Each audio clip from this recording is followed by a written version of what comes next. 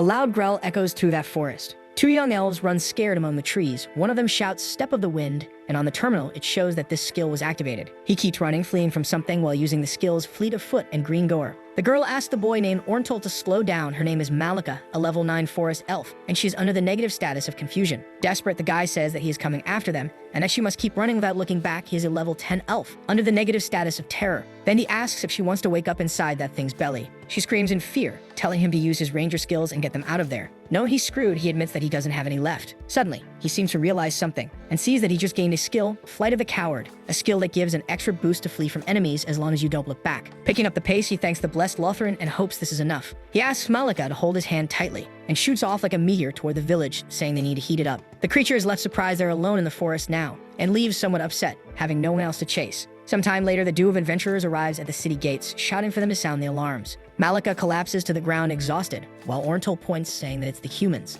The people in the city are desperate. Some say they're back, while one specific elf just watches, intrigued. In a large, luxurious hall, someone asks if he heard it, and that elf says that a boy was shouting loud enough to wake the dead. Then she says that if this report is true, they are going to need him, and she calls him Raritan. He says that according to the report, it's a young human, and at that age, they are only a small threat. The noble says that they evolve quickly, and even a young one is dangerous. She asks if she needs to remind him that they started the War of the Six Nations over a simple border conflict, and their thirst for levels has no limits. They would have taken all of Elatra if everyone hadn't come together to stop them. Elves, Sergonids, Harpies, Dwarves, Jelens, and Draconians, and even so they barely managed to defeat them. The longer the humans fought, the more dramatic their level growth became. It was an addiction that drowned them in madness. Those affected were impossible to subdue until the humans doomed themselves with one final act of revenge. An act called the Cataclysm, and since that event, they hadn't seen a human. That's why they need him. Raritan is a level 48 ranger elf, and his status shows he is under the effect of melancholy. She says that Kira and Menta are out on patrol, and therefore their village is vulnerable. They need him to investigate and to do what needs to be done, before this human is already too far away. Tense, Raritan says that after everything that happened, after everything they lost, he tells the elders that he doesn't know if he has that inside him. The man says that everyone still feels the pain of their stories and asks how they could forget, but that Raritan is the only elite ranger left in the village. Raritan looks at him with a helpless gaze. Then after a few seconds, he composes himself, and now more firmly says that it will be as they wish. Sometime later, already in the forest, the elves observe something. One of them, Tense, asks if that is what he thinks, and Raritan interrupts, telling him to stay sharp. He uses an identification skill. Observing that creature, he sees that it is indeed a level 4 human, with the statuses of melancholy, loneliness, and leveling Aldo. He has just eliminated a creature and continues dragging his sword, saying that he is hungry. Slowly, Raritan begins to draw an arrow from his quiver. He says that this will be painless and activates his skills Power Shot and Piercing Arrow. Then he fires at the human, saying that it will be one shot and one instant. He says may the god of humans give him a gentle embrace, and may he never again darken the branches of Ixain. The arrow travels its path with force, but it seems the human manages to dodge it. It then hits a tree, opening a huge hole in it. Surprised, Raritan says that even at such a low level, he is very fast. Now it seems that the human has noticed his opponents, and begins to dodge a series of arrows being fired at him, until finally one hits him right in the leg. Tense with the human hit, that ranger charges at him with his weapon, and delivers an attack that seems to have been easily blocked by the guy. They start exchanging blows in the center of that clearing, until the human decides to stop defending and attacks, catching the elf by surprise. He seems to be struggling hard to hold back the attack, while the human says please. He says that if he can understand him then, Raritan is surprised by that, and asks the rangers to step back. When suddenly a huge creature appears, the Lord of the Forest, a level 42 creature with the status of infected. The massive monster attacks and throws some of them away. Raritan jumps onto that thing attacking it, trying to defend one of his companions. He drives his weapon into the monster's back, but realizes that he's now stuck with the weapon up there. The monster looks at him, while he is forced to jump off and back away. That thing roars in fury and charges at him. He ends up losing his balance during the fight. Then the creature falls on him as he tries to defend himself. At that moment, the human starts approaching the creature, while that thing growls and drools over Raritan, and drives his massive sword through the monster's head. The enemy collapses lifeless onto the ground. Crawling out from under that monster, Raritan says, "May Lothran have mercy on me." On the terminal, it shows that the enemy has been defeated, and that it was a raging elder bear, and the human levels up several times to level 8. Worried, the elf uses the identification skill and realizes that the human progressed a lot. Surprised, he says that he hasn't seen something like this in a long time, and that he had forgotten how horrifying this is. Then suddenly the guy pulls his sword out of the defeated creature, looks at Raritan saying that he tried to kill him. He adds that he did nothing to the elf, and yet he still tried to kill him like anything else in this godforsaken forest. Preparing an attack, he says he got 4 levels from that bear. And with a look full of determination, he says he wonders how many more he could get by eliminating him. 1 week before that event, a cheerful guy asks someone to tell him more about last night's party, and his friend says it was epic, calling him Rob, and that he should have been there, but he replies that he was banned because of the fireworks, even though they can't prove anything. His friend says they would have liked him. Rob says that people like him because they like his friend, but the guy replies no, they like Rob because he's cool. Then he gets happy and shy about that. says that if he keeps saying things like that, he's going to blush, and his friend jokes that he's already blushing, but the guy defends himself saying it's the heat. Someone calls for Jason, and he goes to talk to two girls, while Rob thinks that they've been friends since kindergarten and that Jason always looked out for him, always trying to pull him out of his shell. But the truth is that he loves his shell,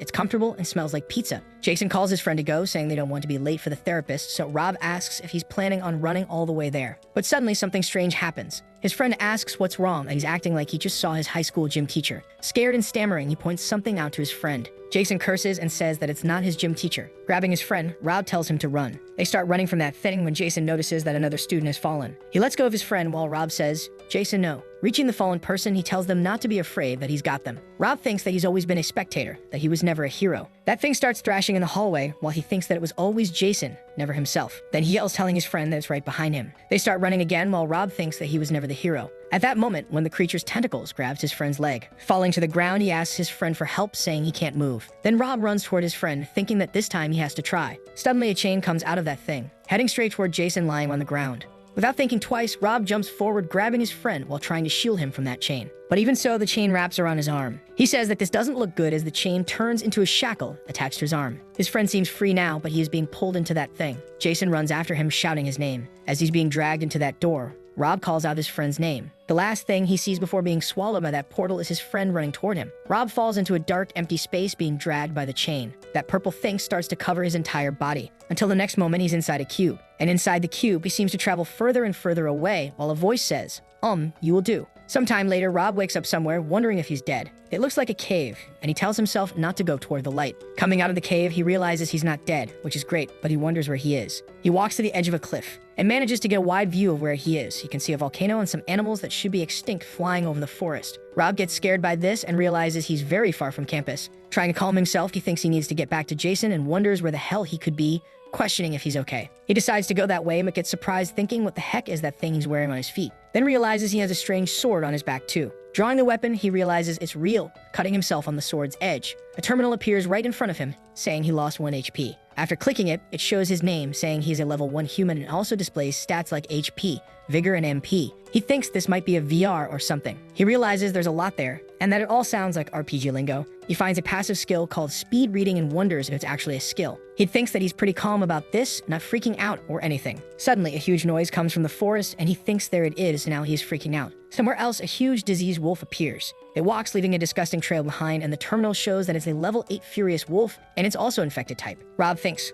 what the hell? How do I use this? Damn it. While the creature growls at him, he points his weapon and tells it to stay away while stammering. He starts squinting wildly in front of him like a madman, not even looking at what he's doing. Not even the creature is close to him yet. But at the next moment, that thing roars in fury and charges at him as he tries to defend himself however he can, still without looking forward. Completely by accident, he stabs the creature with his sword, only realizing it afterward. Even so, the monster growls and snarls at him. Rob, terrified, shuts his eyes and screams. Then that thing bites his shoulder, wounding him. Driven by the pain, he moves the weapon against the creature, and with one movement, slices that wolf in half. The thing falls to the ground, finally defeated. Feeling the wound, he curses and seems to lose his balance, then falls to the ground next to the monster, with the terminal showing that he lost 5 HP, and then 9 while he says, "Damn, this hurts." Rob keeps losing HP progressively due to bleeding, and realizes that this isn't VR, that he's actually bleeding. On the terminal, it shows that he is suffering from severe bleeding and has lost a lot of HP. Leaning against a tree with his HP dropping more and more, he wonders if this is a nightmare and that maybe he'll wake up in his warm bed. Looking at his hand, he says he's sure he's dying and needs to stop the bleeding.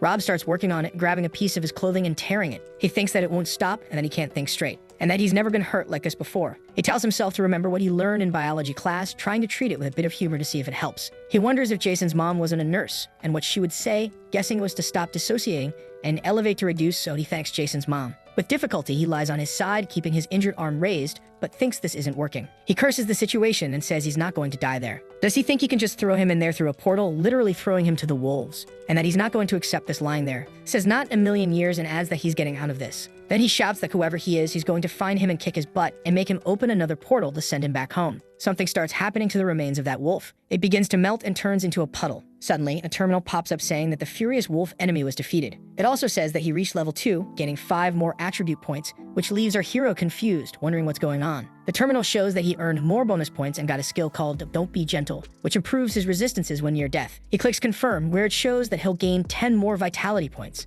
Then he receives tough skin, which reduces the damage he takes and also gets regeneration, which heals 10% of his HP every hour. After that, he falls asleep, lying there on the forest floor. Jason says he heard there will be a party on 4th Street, and Rob says that party sounds nice, fun, booze, and stuff like that. His friend asks if he's serious and what happened to him, saying he didn't meet people, only video games and chaos. Defending himself, he says he doesn't go around causing trouble. It's just that trouble has a habit of finding him, and Jason says he believes no one will ever know who used the fireworks. Smiling, our hero says they'll never get the chance to make those kinds of mistakes after they graduate, and that they should max out their quota before that. Says he knows this is a dream, but that it's great to see him again, that he can't wait to see him for real again, and that he's going home no matter what. Jason says that even if he does that, you won't see him again because he's dead after all. Shocked, Rob asks what he just said. His friend says, finished, 6 feet under, I'm sure there's another metaphor, I'm dead, Rob, and asks what was he thinking, that he saved him or something, while Rob says this can't have happened, and Jason says he didn't see the consequences. Says that he could have been dragged into the portal, that hell along with him, and that there's no reason to believe it was just one chain. Rob says he doesn't know that he knows nothing about that, but his friend says it could have happened. Our hero yells at him to stop saying these things for him, and then he's just in his head. Jason tells him to look at himself, that he looks like an abandoned puppy, and asks if he really thinks he's his friend, that they met when they were young with no pattern at all. Grabbing the necklace from his neck, he apologizes to the bro and says that he's already gotten over him. Surprised, Rob asks what he's doing. His friend gives him an evil smile, and stepping back asks if he doesn't know. When suddenly several purple tentacles latch onto Rob's shoulder, and that thing starts taking over his entire body. At that moment, he wakes up from the nightmare, scared and gasping for air. Leaning against a tree, he says that nightmare wasn't right and that he's still in this place. Then he starts removing the bandages from his arm, feeling happy to see that he's healed, coming to the conclusion that this world is different. Says that at least he didn't end up like that wolf. Even thinking that thing is just a pile of slime now, he can't stop looking at it because he was the one who killed it. Covering his mouth, he thinks he's not feeling very well, that it's disgusting, and that he thinks he's gonna. And unable to hold it in, he throws up right there in the corner. He wonders if this day could possibly get any worse. He keeps walking under the rain while the terminal shows that he's losing life but also gaining a bit, telling himself he's an idiot, that it can always get worse. He feels a little better because he's regenerating, although the regeneration is going pretty slowly. But then he seems to realize something, thinking that when he leveled up, he got a bunch of new skills. So he checks the terminal, seeing that this is one that he activated. He wonders if this is some cosmic joke. Either way, whoever runs this place knows Earth's references. Sitting down, he looks at his open terminal and questions whether he needs to get close to dying to gain more skills. But either way, he's going to grab everything he can to survive this fantasy hell. He realizes that the 15 minutes have passed so he can use it again. And that should be good enough to keep him alive, but he wonders if, when that reaches 0, it will be his end. Like a game over screen from a video game, he has the feeling that whoever put him here didn't include a restart button. In his cave, he thinks this place is probably full of furious beasts pumped with steroids, and he just wants to go home. He tries to warm his hands, thinking that if he has to use force to get out of here then. He remembers that moment when he defeated the furious wolf. Shivering from the cold, he decides that he'll think about it later. He wonders why he left the scouts before they taught him how to make fire, and that there probably isn't anything useful in his pockets like a lighter. But still, he decides to check and realizes there's something there. It seems like a piece of paper. He then pulls the paper from his pocket and realizes it's a note. Reading it, he gets angry. On the dirty note, it simply says, good luck. He sits there irritated, staring at that bad joke. Somewhere in Exodus, it looks like a group is fighting vigorously against some spiders, and this is Kira, an epic level 27 warrior. Her statuses are determined and exhausted. Menta shouts, telling Kira that there are too many of them. He's a level 25 elf ranger. His statuses are cautious and also tired. She thinks Menta is right, that they won't be able to finish this dungeon with just the 2 of them, so they have no choice. Kara yells for him to stay close, that splitting up would be a death sentence. He says he thought it was an easy dungeon. She says it's the first one that appeared near the village. Menta asks if she just thought she could handle this, and she explains that she's a warrior. Her build is made to handle this, just like his class as a ranger. Pulling him to hide, he corrects her, saying not at their level. Says that if only they could level up faster. Kara says there's only one creature that can do that, and it's by far worse than anything in this dungeon. She thanks Lothran that they don't live near there anymore. Somewhere else, our hero, irritated, questions the good luck note, saying that some idiot put him there, and all they have to say is good luck. He crumples that lame note. Rob says that as long as he stays alive, he's going to find a way back home. As he gets up, the terminal shows that for nearly dying and recovering his HP back above half, he receives a bonus of 1 vitality point. Smiling, he thinks, now that's something to celebrate. But the next moment, it seems like his stomach isn't too happy. He thinks that the first order of the day is finding food and water, and the second is gaining more experience. Looking at the terminal, he realizes that the higher he levels up, the easier it will be for him to survive. So feeling refreshed with motivation, he says, let's go. Sometime later, he faces something and says, believe me when I say this. Then he prepares an attack on that poor little frog, saying that he didn't want to do this. Our hero gains 1 XP while getting completely covered in frog slime. Running off happily, he finds another unlucky frog and goes after it, telling frog number 2 to get over here. He chases it, saying he needs its XP when he trips over a rock, falling face first into a puddle while the little frog runs for its life. He lifts his head excitedly, saying, wait, this is, and floats there half naked, thinking that he'll never be thirsty again. Sometime later, he walks through the forest shouting, "Hello, portal, where are you? I need to go home." He crouches looking at that little pond, wondering if maybe it's around there. But while asking if the portal is there, a bizarre creature appears, showing its sharp teeth at him. He keeps walking, checking his terminal, and realizes that MP refers to magic, so he wonders if he could use magic. Suddenly, he crouches and tries to cast a Hadouken, but realizes it doesn't work. He's just making a fool of himself. A bit further ahead, he finds a really chubby frog. He approaches it like the mighty frog hunter he is, and the frog looks a bit unimpressed with our hero, but still turns into 1 XP for him. Sometime later, he tries to move the leaves with his magic, but it seems a little non-existent. So he heaves up on that branch and grabs the fruit with his hands anyway. He realizes he's still monstrously hungry, and that stomping on frogs isn't giving much boost to his XP. He knows he's nowhere near leveling up and thinks he needs to think bigger than frogs. Suddenly, he hears a sound nearby. He turns, asking what that could be. He sees that bird flying away and thinks, there goes my XP. Rob stays there killing frogs, thinking it was a massacre, and that he feels kind of dumb about it. The terminal shows that he gained a passive skill in swordsmanship, which makes him proficient with swords and sword-like weapons. Rob says that apparently when you've never held a sword in your life, all you need is a little practice to go from level 0 to level 1. He realizes he's still monstrously hungry, and that stomping on frogs isn't giving much boost to his XP. He knows he's nowhere near leveling up and thinks he needs to think bigger than frogs. Suddenly, he hears a sound nearby. He turns, asking what that could be. He thinks he's found the Holy Grail, the cutest Holy Grail he's ever seen. He just needs to make his sword fly beautifully over there, thinking that a squirrel could put him on top. That's an infected furious squirrel, level 3, and realizing that he thinks to scratch that. It's not cute. That disgusting thing jumps at him while he screams, "Oh, what the hell, why?" Catching the thing midair, he smacks it upside the head, throwing it against a tree where it crashes completely. The terminal shows that he gained 10 XP for defeating that enemy, while he suffers with his hand full of creature remains. But he gets excited when he immediately reaches level 3, gaining 5 more attribute points. Joking, he says, "Take that. Who's level 3 now? Not you." Laughing at the dead creature, he says it's because now it's a pathetic level 0. The terminal says that his eyes have improved, gaining +1 to perception, and also grants a foraging skill, which is a sense for finding water and food and hunting for tracking prey. Satisfied, he continues his journey, leaving those disgusting remains dripping from the tree, when suddenly another bizarre squirrel with a crazy face jumps on him. But this one is a furious squirrel, level 4, also infected, and it lands right on our hero's head, hitting him squarely. Rob runs off screaming for the creature to get off him, until he finally manages to shake off that persistent monster. He starts running, but the creature gives him no rest, chasing him like a maniac. When our hero reaches a dead end, a cliff with nowhere else to go, he curses, asking if there's no protective wall in this fantasy world. Like a bullet, the creature slams into our hero's back, launching him off the cliff.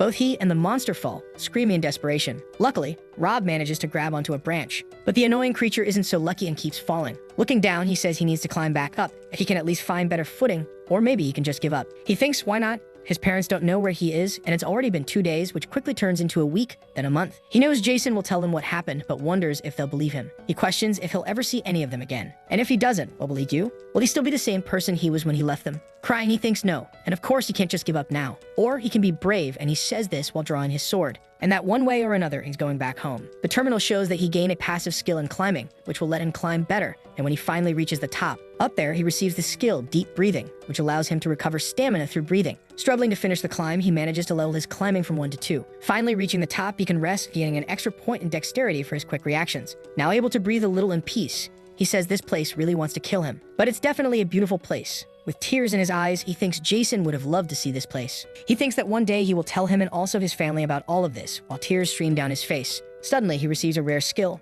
Melancholy Resistance, which allows him to recover more quickly from situations like this. Crying, he thinks, no please, I don't want to lose this feeling. Devastated, he feels that it's a part of him, and that he can't just numb all of this. Then the terminal shows that this skill has been turned off. He misses them so much, knows they are waiting for him, and he's sure of it. On the day of the meeting, Malika teases the elf, who is trying to catch a fish with his hands, saying that he won't succeed like that. The young girl suggests that the other should hit the animal. Orntol seems to be having fun and says that he's in no hurry since it's a beautiful day. She agrees and adds that the forest feels peaceful and that she loves this place. Meanwhile, in another part of Exiton, Rob has a very different opinion from the elves and hates the forest. After all, he's struggling to deal with a wolf. The guy swings his sword to push the creature away while saying, give me a break, and apologizes to the animal for the beating he's about to give it. A terminal informs that it's a level 8 frenzied wolf and that it's infected, which is clearly noticeable from its skin. You know what? This doesn't even sound strange anymore, the boy says to himself. The wolf leaps to attack him with its claws and goes for a bite. However, Rob strikes it, piercing through its torso. In the process, he ends up getting a scratch on his face. Right after, he drops his sword, and the beast collapses with a loud thud on the ground. Annoyed, the young man wonders how the wolf still manages to stand just fine and thinks it might be some fantasy version of rabies. As if the sword wasn't even there, the monster charges again. The boy greets it with a devastating punch, In fact, he throws several punches while the beast counters with swipes. Finally, one of the punches sends the animal flying, crashing down on its back in the grass. Taking advantage of the fact that his sword is still there, Rob delivers a finishing blow, which causes the creature to let out a huge sneeze. Staring at the wolf, the young man thinks that now is the moment. And indeed it is. The beast is defeated and the boy levels up to level 3, gaining 5 condition points and a passive skill. As the scratch on his face starts healing, he says, "This is weird, but that fight was fun." He completes the thought. The terminal shows how his stats are distributed on his character sheet, and he notices that he still has 5 unspent points. Wondering what to do with those points he received, he realizes he's close to reaching 30 vitality and decides to invest there, believing it might unlock something. By doing that, he now has 20% life regeneration per hour, and seeing that, he was hoping it would be a higher percentage. Then he uses 1 more point to raise his spirit to 20, and unlocks an active skill called Quick Thinking, which improves thought speed,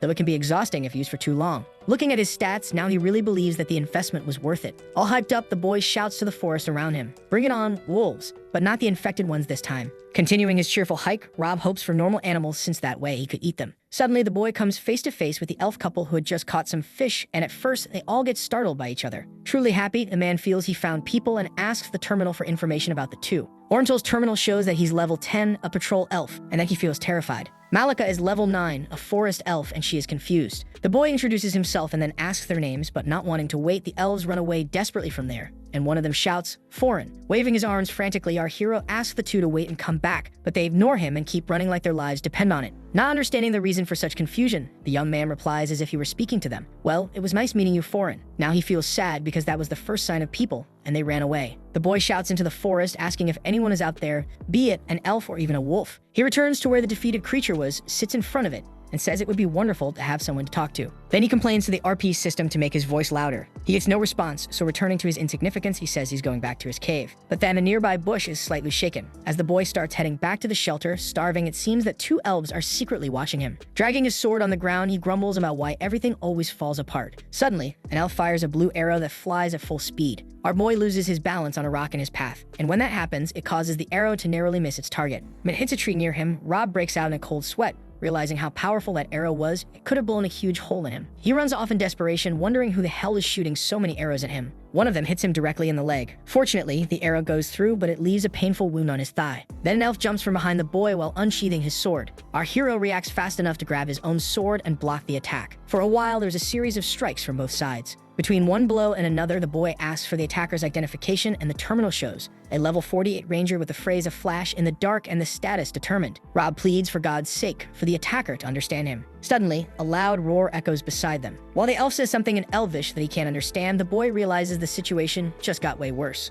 The terminal reports that this is the Lord of the Forest, an ancient creature that has been at the top of the food chain for a long time. It is level 42 and has the infected status. Our boy is thrown against a tree and hits his head. On the verge of fainting, the boy struggles to stay awake to figure out how to solve this problem. His problem is divided into 2. Either the bear wins and devours him, or the elf wins and defeats him afterward. The creature will haunt his nightmares, but it would give a ton of experience, possibly enough to take down the level 48 ranger if necessary. Feeling motivated, Rob tells himself that he will level up and that he needs this. As he grabs his sword, he realizes that he really wants to join that fight, and then he leaps to drive his weapon into the infected creature that is giving the elf a hard time. He hits the bear square in the head. With the creature's defeat, he levels up several times, gains a lot of stats, and also receives +2 dexterity and +1 endurance because of how the feat was accomplished. The terminal now officially shows that the bear is down, and our boy strikes a tired hero pose on top of the beast. Tired, yes, but very happy for landing the finishing blow, and he feels a special kind of satisfaction because of it. As he picks up his weapon, he reflects that sometimes it feels like it's the only good thing about this place. Messing with his stats, he boosts vitality by 20, bringing it up to 50, which increases his regeneration and grants him an active skill.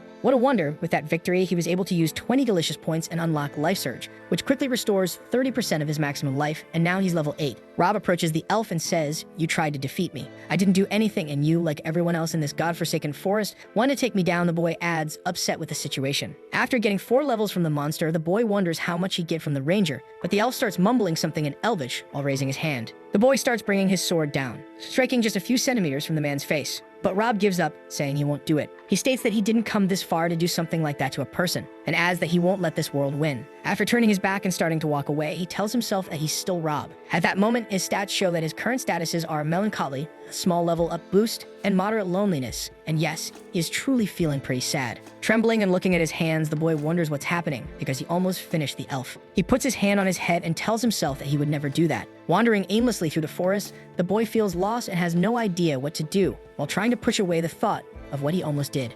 He walked for so long without realizing that he almost fell into a hole and sees that it is something new. It looks like a haunted house waiting to happen, or worse, a haunted hole. Rob knows he should turn his back and leave, but maybe the portal that takes him back home could be there. After arriving in that strange dark place through another portal, the exit might be over there. As he looks down, he gulps because of something, and he suddenly remembers the creepy chain. That chain that wrapped around his arm and pulled him while he was at school into this fantastical and adventurous world. "I won't let fear control me, since I am going to face it again if I want to go back home," said Rob. And so our hero begins his long descent into the unknown while recalling happy memories to push away fear and stay focused. During his careful descent, the rope of the ladder snaps. The rope completely tears, making him fall in free fall. And this is that desperate moment when a movie plays in everyone's head. After a thud, the young man lies sprawled on the ground, reflecting that he wouldn't have survived that fall if he were still at level 0. It seems like he's managing to handle the place. Then the boy thinks it's great that nothing has shown up yet trying to eat him. Suddenly, someone screams the name Menta, and our boy thinks there is someone in danger not far from him, and he runs toward the sound of the voice as fast as possible. He notices that further ahead there is a light on. There is a lit torch there, and also what appears to be a door that emits a strange red light right ahead. The young man approaches and opens the door to peek at what is happening. Frightened, Rob covers his mouth with his hand upon seeing the scene there.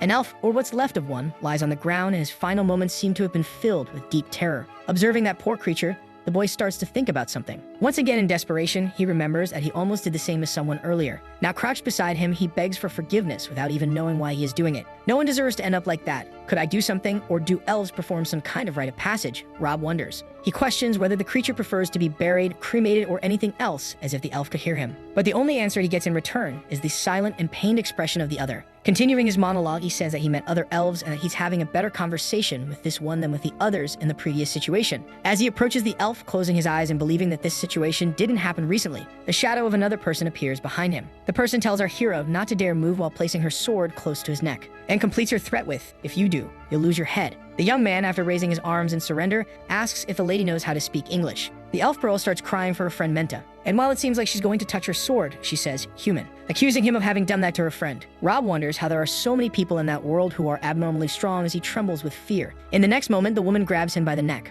"Monster, why did you do this to him?" she asks, shaking with so much anger. The girl commands the boy to answer her or she will finish him. Trying to survive, the young man replies that he is already defeated. She then pushes him to the ground with all her strength. Crying openly, the girl demands an answer. With tears falling down his face and struggling to breathe, Rob asks the terminal to perform an identification. His own status shows melancholy and a high level of terror. The elf unexpectedly releases him, and the guy lets the weight of his body drop to the ground. Finally, our hero begins his explanation by saying that he found the boy like that, but the girl interrupts him and tells him to leave that place while he is now sitting with his hand on his neck. After he gets up and starts walking, the woman falls to her knees next to Menta, saying his name as if it were a whisper to the wind. It seems like it was her calling him earlier. "I should leave this place," Rob thinks. The elf girl says that it was her fault because she should have paid more attention since she looked back and her friend was no longer there. With his hand between hers, she wonders who will argue with her for jumping headfirst into a fight. He was the only one who cared and asks the entity Lothring to hear her prayers. "I will take him home so his soul can rest," the girl concludes. Then she grabs something like a cloak and spreads it over his body, covering him. Someone asks if they can help with anything. Rob is still standing there watching the elf's entire monologue.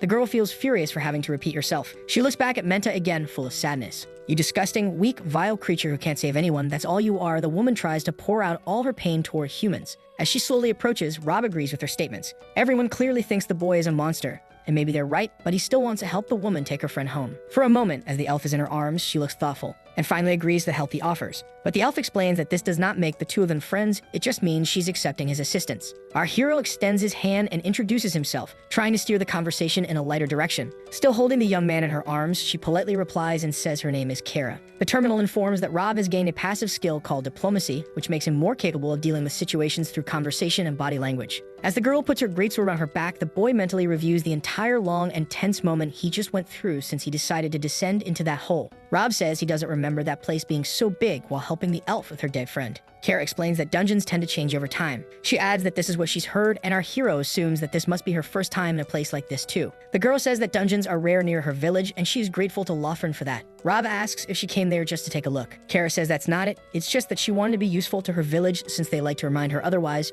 She talks about Menta, and in the end says it doesn't matter. Rob tries to comfort her and says he knows what it's like to feel like an outsider. Not fully understanding, she asks if he's trying to be empathetic with her, calling him human. He says yes and asks what's the problem with that, explaining that she's the first person he's met out here, that others either tried to kill him or run away, and that he feels lonely. Kara corrects him and says that she tried to kill him. Rob agrees and says they've left that behind, or at least he hopes so. He also says to consider it pending until they get out of that place. Then our hero says that sounds like something at least and says he needs to ask. He still doesn't understand how a dungeon can even be. When suddenly something interrupts him, looking down at something slimy under his foot, he asks, "What is this?" Suspicious, Kara asks if he's sure he's a human, and our boy asks what that's supposed to mean. She explains that the stories from her village talk about humans, and that they are not very merciful. And she means, how can anyone forgive the human race after? At this point, Rob interrupts and asks, "After what?" Startled, she asks if he doesn't know. Rob explains, "Kara, I've never seen another human besides me." She questions if he has no knowledge of the expulsion or the cataclysm or what happened in Ixaton, but Rob asks if she's just throwing random words into the wind. Spreading her arms, Kara says that Ixaton is right here. Our boy asks if that's the dungeon.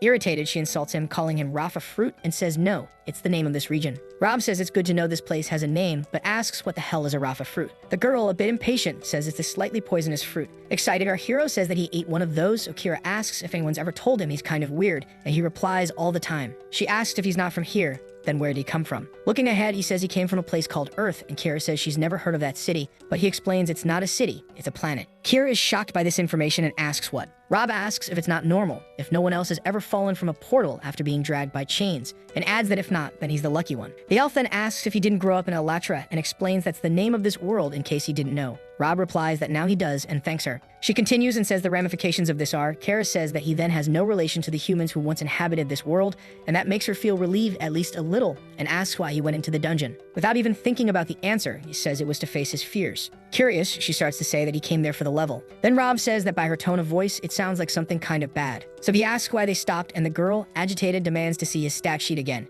and that it's not a request. Tense, he says okay, anything to keep her sword in its sheath, and summons his character sheet, making a terminal appear in front of him. Awkwardly, he tells her to go ahead and judge him, and that he's weak. Breathing a sigh of relief, she says that his ability for fast level evolution is still low, and she feels grateful for that. Rob thinks about this accelerated evolution, and that he never noticed it before, and that they have a term for it, a kind of addictive feeling. He asks what happens if that gets higher than it is now. Then the elf replies that it would make her reconsider the decision not to kill him. A bit scared, he says he got the message. Kara asks if he knows that he can put points into a category other than just vitality. And our boy says he didn't want to die, there were wolves over there. There were also poisonous fruits, and that bear. Suddenly they crouch down, and the elf tells him to stay quiet, asking if he heard that.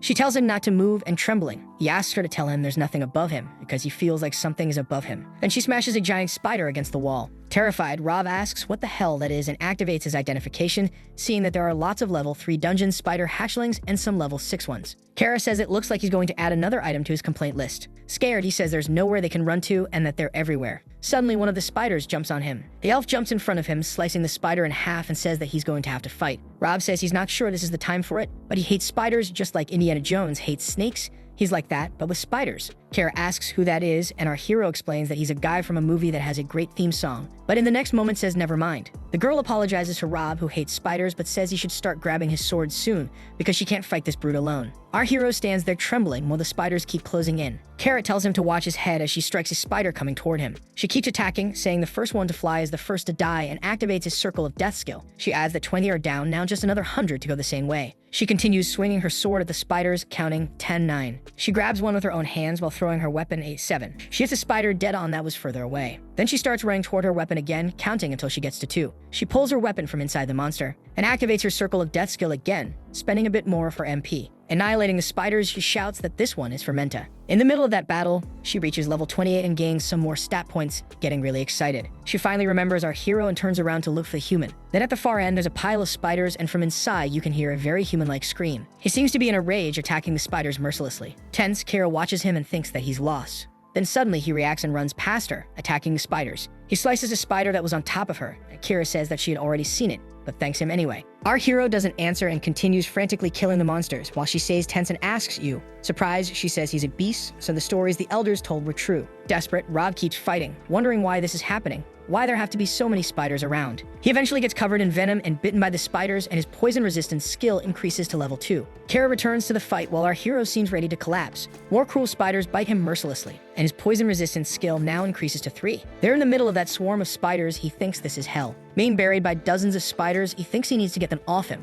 so the only option is he throws himself to the ground and starts rolling from side to side, crushing those things. The terminal shows that he has gained a new skill, Creepy Crawler Crusher, which due to his phobia gives him 5% more damage to insects, arachnids, and similar creatures. After that weird scene, he stops there, half scared and half tense, when suddenly a small spider starts approaching, and with a reflex punch, he smashes it, raising his new skill to level 2. He goes back into the fight and keeps crushing those things, raising his skill to level 3 now. He ends up gaining another new skill called Arachnophobia, which increases damage to crawling creatures by 50% and an extra 25% to spiders, because he hates them so much. In this process, he gets excited because he reaches level 9, gaining another point in resistance due to his hard work. Rob then approaches Kira and calls her. Trembling and covered in spider remains, he asks her if they are winning. He suddenly notices that the spiders are heading toward Menta's body, so he runs, screaming to defend him from that. Killing the creatures, he tells them to have respect for the dead, calling them idiots. Starting to enjoy the fight, he says he could use a little help over here. While punching a spider, he reaches level 10 and also raises his brawling skill to level 3. Dead spiders fall everywhere. Kara keeps slicing through them with her sword.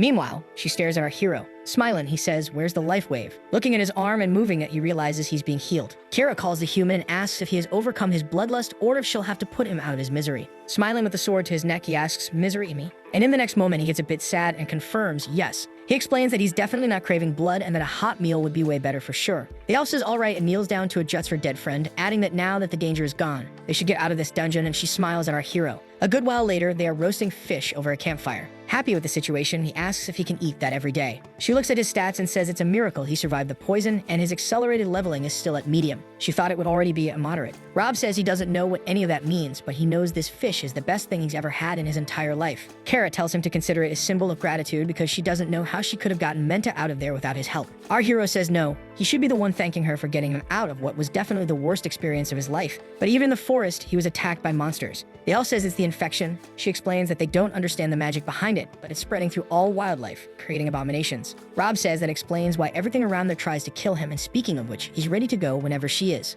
Kara says that about that, maybe now is the right time to tell him that everyone in her village wants him dead and buried. Smiling, he says he already knew. He met Mr. Level 48. The elf says that first, she has to clean him up because she can't present him as a crazy wanderer. Our boy asks how she met her friend, and she says they always stole bread from the bakery together, that they were always in trouble together. She explains that she didn't have the best memories of her childhood and that her friend was the only good part. Menta took care of her. Rob says he's sorry to hear that. She continues, saying the village has its problems, but sometime later, they arrive at a closed gate, and she announces that this is her home. Our boy says that it seems like everyone goes to bed early in her town, but she corrects him, saying that's not it. Frightened, she says there isn't even a candelabra, nothing. She says something is wrong there. She activates her Step of the Wind skill and starts running through the city. Kara notices that everyone is inside their houses and wonders if the infection might have spread into the village. Punching one of the doors, she shouts for Riordan. He opens the door after a while and surprised asks Kara. Surprised, she asks about his leg and what happened to him. Riordan says the healing didn't help, he needs to rest, but it seems like she has something more urgent. Curious, he asks where Menta is.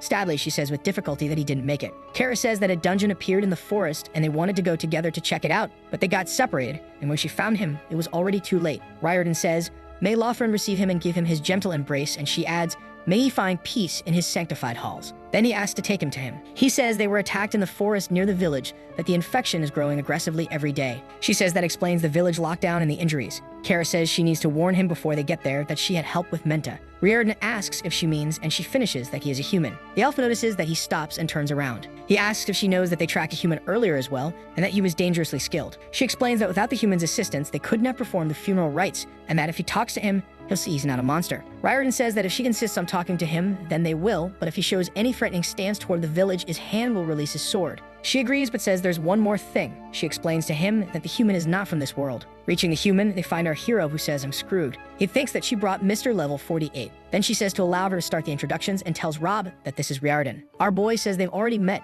and the elf confirms that yes, they've already met. Surprised, Rob asks if he can speak English too, and the elf explains that around here they call that language the common tongue, so he understood everything he said before. Tense, he thinks that talking to this guy is like talking to a wall. Extending his hand, he says he's happy they can meet again under different circumstances, but the guy replies that he isn't, and the elf calls his attention. Rob asks the man to help too, and that everything in this world has been so hard. He says he's lost and scared and almost died many times, and that figuring out this world is like solving a puzzle without any clues, so please. He confesses that he needs help, says he knows there was a fight between humans and elves before, but he swears he's not a threat. If not, then point him to the nearest human settlement and he will leave as soon as possible. Riordan asks if he's serious that he's not from this place, and he answers that definitely not, asking what the problem is. Kara says there are no human settlements not here and not anywhere, as far as they know. Terrified, he hears that he is the last remaining human. Sometime later, they are walking through a graveyard and Rob asks what happened there. Feeling the sorrow, Riordan says it was the war. The cost of it is never worth the victory. He remembers the combat of a huge human killing several elves, evolving to level 33. He says it was families, it was friends.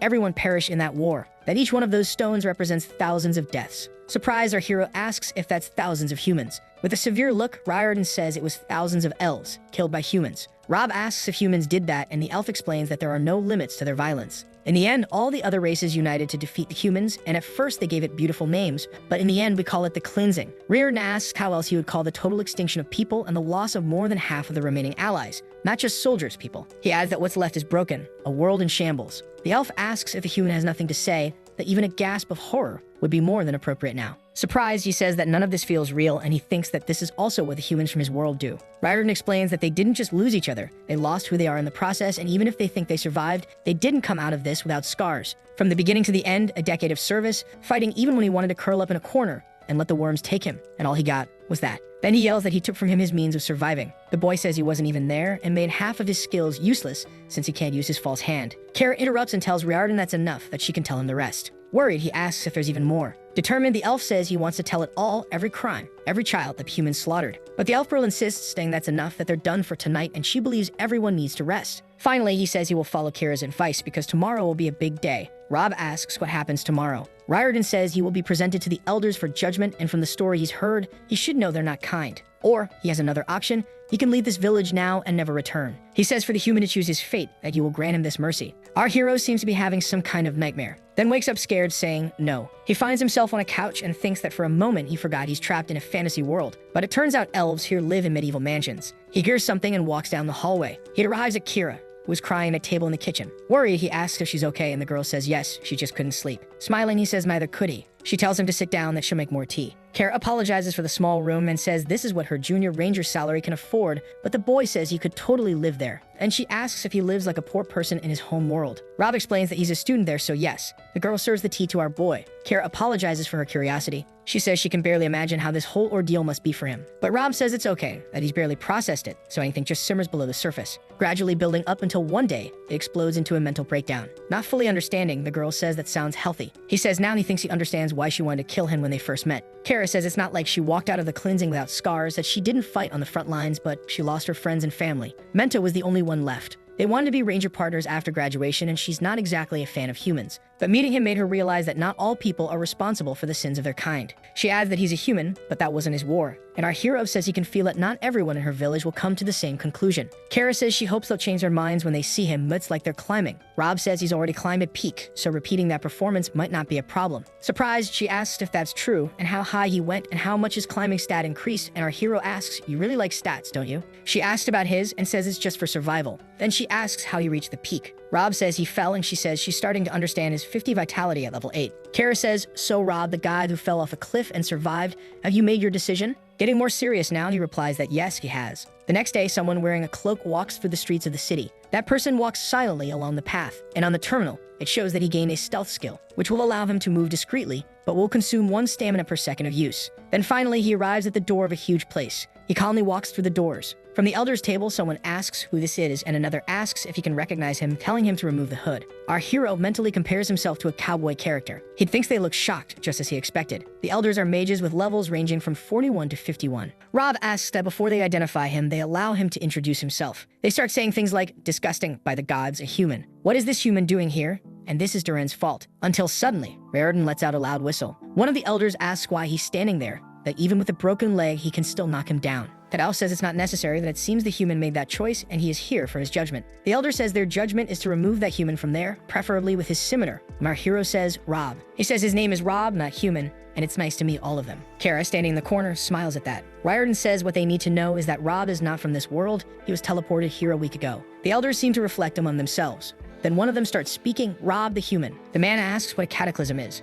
Rob says he doesn't know, but sounds bad. He asks what the currency is, and Rob answers, dollar, among other test questions. Then the elders go back to debating among themselves. The one who asked the questions thanks him for his honesty, and says to the other that it seems there's legitimacy in his claims, and she replies that they will assume for now that he's telling the truth, but he needs to be aware that Rob says he is, that they told him what the humans of this world did. The elder woman asks why she should think twice about sparing his life. He says he could apologize on behalf of humanity if that would help, but that would be an empty apology, and he thinks everyone in that room knows it. He explains there are two reasons why. The first is because he wasn't there. He says he can't even begin to comprehend the pain it caused them, and doing so would be nothing less than an insult. And the second reason is the same. He wasn't there. He says he's a human, but not one who was part of the cleansing, and he refuses to share the guilt with those who did it. Then the elder asks if he's saying they have no business with each other, so why did he appear before them? He says that if he can't go back to his world, he has nothing better than being part of their community, and the elder says he's just seeking shelter from the wolves. Then our hero confirms that's true, but also that this is the closest thing to home he knows, that there are roads, buildings, and people here. He adds that he can tell there are good people here, and it would be nice to become friends with them. The elf girl and our hero glance at each other smiling, and speaking sincerely, he says that all he wants is a chance.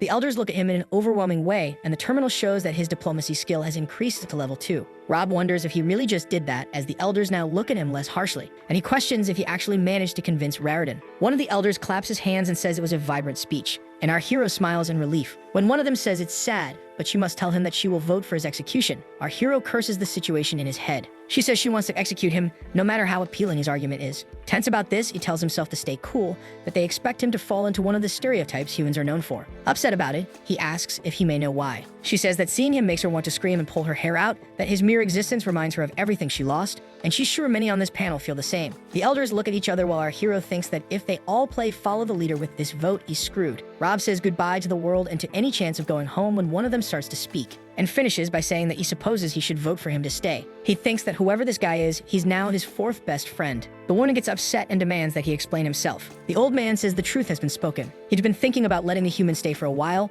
and his words only solidified that. He says the human has a lot to teach them about his world, and he seems more agreeable with theirs. Frustrated, the woman says he always had a soft spot for humans, and that should be considered treason. The middle elder says that it's enough, she has something else important to discuss, his status effect. Then she asks him to read it out loud for them, and our hero thinks this must be a trap. He looks at his new friend seeking support, and says that it's the same thing as yesterday, melancholy, hope. Lastly, his leveling is now high. Rob looks at them wondering what those looks mean, if he has insulted someone or something like that. That elder says that looking at his face, it seems he doesn't understand the gravity of the high leveling skill. Our hero thinks that Kira mentioned this before and wonders if that's why she wanted to check his status, because high leveling is dangerous. One of the elves asks if the old man could educate him on this subject. Then he explains that here in this world, all living things are motivated to level up. That's the nature of things, and level rests power. And who doesn't want power? He says that every intelligent being likes to level up, and rightly so, but humans, they need to level up for them. Then he corrects himself, for you, this is an obsession. Rob wonders if that's what he was feeling, this desire. It continues and says that for a human, the desire for leveling cannot be surpassed by anything else, not food, not love, nothing,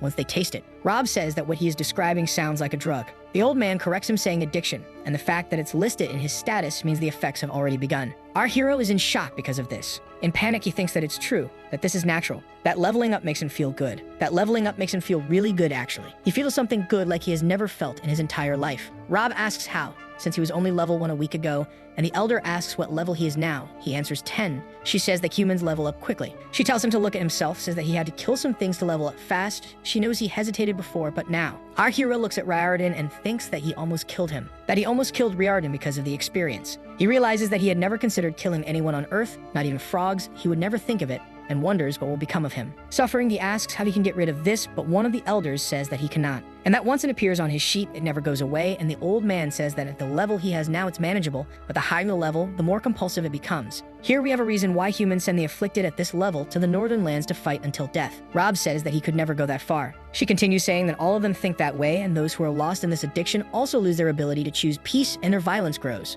The other elf says that she will never trust that corruption on anyone's sheet, and that she cannot accept someone in their village who could lose themselves in a bloodthirsty rage. Trembling and shaken, he says that then he gives her permission to take him down. He adds that only if she sees any sign that he is losing himself, asks if she said that the skill will never disappear, then he will keep it there. Pointing to the elf, he says that if he fails, Riordan can kill him. The old elf asks if he would accept that, and our hero says that he doesn't want to hurt anyone. Riordan says that he witnessed the human killing the Lord of the Forest and gaining 4 levels in an instant, and that he is still limited to moderately high leveling. The old man says that gaining that amount of levels at once could put any human into an advanced stage. Riordan adds that somehow this guy can suppress his need and keep his skill at a moderate level. The woman is still upset, asks if the elf was supporting him, but he answers that he was only stating the facts. Rob thinks that he must remember to bake a pie for the level 48 elder after this because he really secure and well. The elder says it's time to settle this with a vote. The old man says he votes for him to live, the other elder says he does too, someone votes for his death, and another says that he agrees with Alessia, that he doesn't belong in that place. Our hero gets tense thinking that only one vote remains.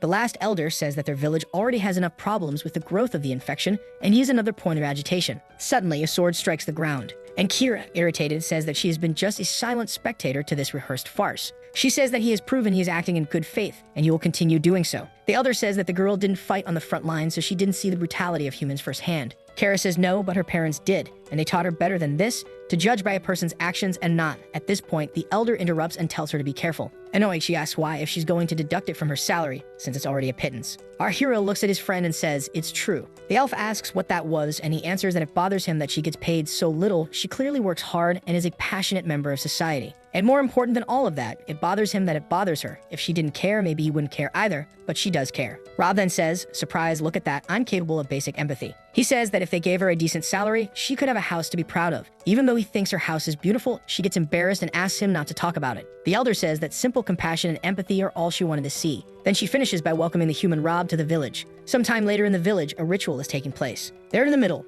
Riordan stands before everyone and Menta's body. Someone says that as long as there were only a few rangers in Ixaden, he never felt the way he did with Menta in their ranks, and that his good nature was felt by everyone, as well as his desire to protect. Rob thinks that the last funeral he attended was his grandmother's. He thinks he's surprised they let him come. Our hero feels like he should say something. Riordan says that if anyone wants to say a few parting words, now is the time. As the elf approaches, someone says that they have stood there many times. Rob realizes it's him, the elder who supported him, then he says that this wasn't her fault. The old man says he is quick to defend a friend, but not to worry, he's not blaming her, and asks if he knows why this village has no name. Our hero says he was wondering about that, and the old man says it's a sordid story of bureaucracy. He explains that the cataclysm destroyed everything, including their way of life. Every person there, every war orphan, came from one of the 5 cities or from somewhere else. Practically every elf left in Ixaden lives here now. Then came the collective sense that deciding what to call the new home could prove impossible. Kara refuses the handkerchief to wipe her tears. The old man continues, saying that each of them wanted to name it in honor of everything that was lost. But the fact is that each one lost something different. So this village remained nameless and they found each other, then formed new families, and now they have lost those as well. Kara says that he may not have shared the same blood,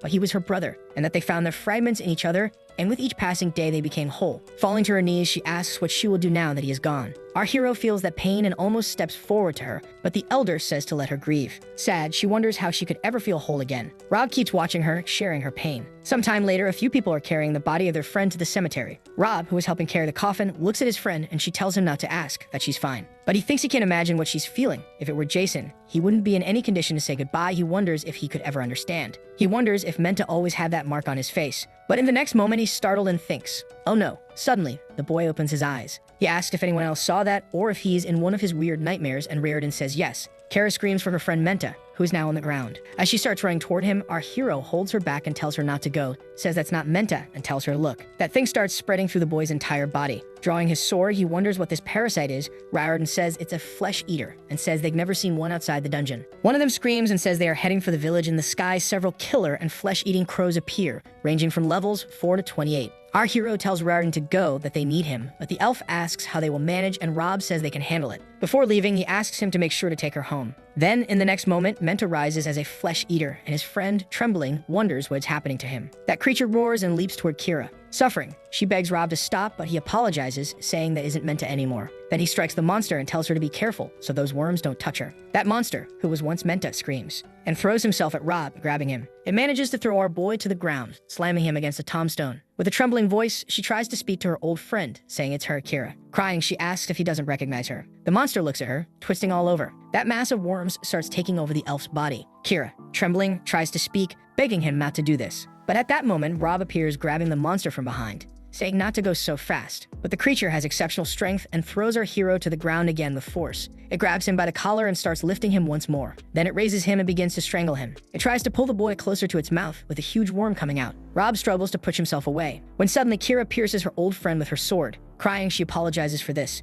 and with a swing of the sword, nearly cuts her ex-friend in half. Rob falls to the ground with his hand on his neck, and Kira kneels as well, still crying, saying goodbye to her old friend and wishing him to rest in peace. She cries, devastated, while our hero tries to comfort her. She thanks him for helping her, and he asks if that's what friends do. Then the girl answers yes, that's what friends do. The old man says that was the target, that they flew straight for it, that they were looking for the place of power, and wonders if the infected are capable of coordinating something like that. Riordan reports that Kira and the human managed to return safely, and the elder thanks Lutheran. He says the flesh eater took Menta very quickly, and that it seems the crystal is weakening. Riordan says it looks stable, but the old man asks for how long. He adds that the ranger units are depleted, and they have no choice but to gather the juniors for training. They say that Kira is a warrior, but that they've seen the damage she can cause. Then the old man asks about the human. Riordan says he's part of the village now, so they might as well train him too. He says Rob is strong, and with training, he can become even stronger. The terminal shows that Rob is level 10, as well as his attributes and bleeding status. Our hero walks happily through the town, thinking about the words of welcome to the village, that those were the most beautiful words he's ever heard. Waving, he thinks, and look at that, no one's even throwing chairs at me. Kara asks Rob to keep moving, and he asks why. She explains that it's because things are starting to get violent. Nearby, the elder shouts for Kira and asks her to hurry. They approach the house, and the girl pushes him inside. Then the old man slams the door shut behind them. Looking out the window, she says the crowd is leaving, at least for now.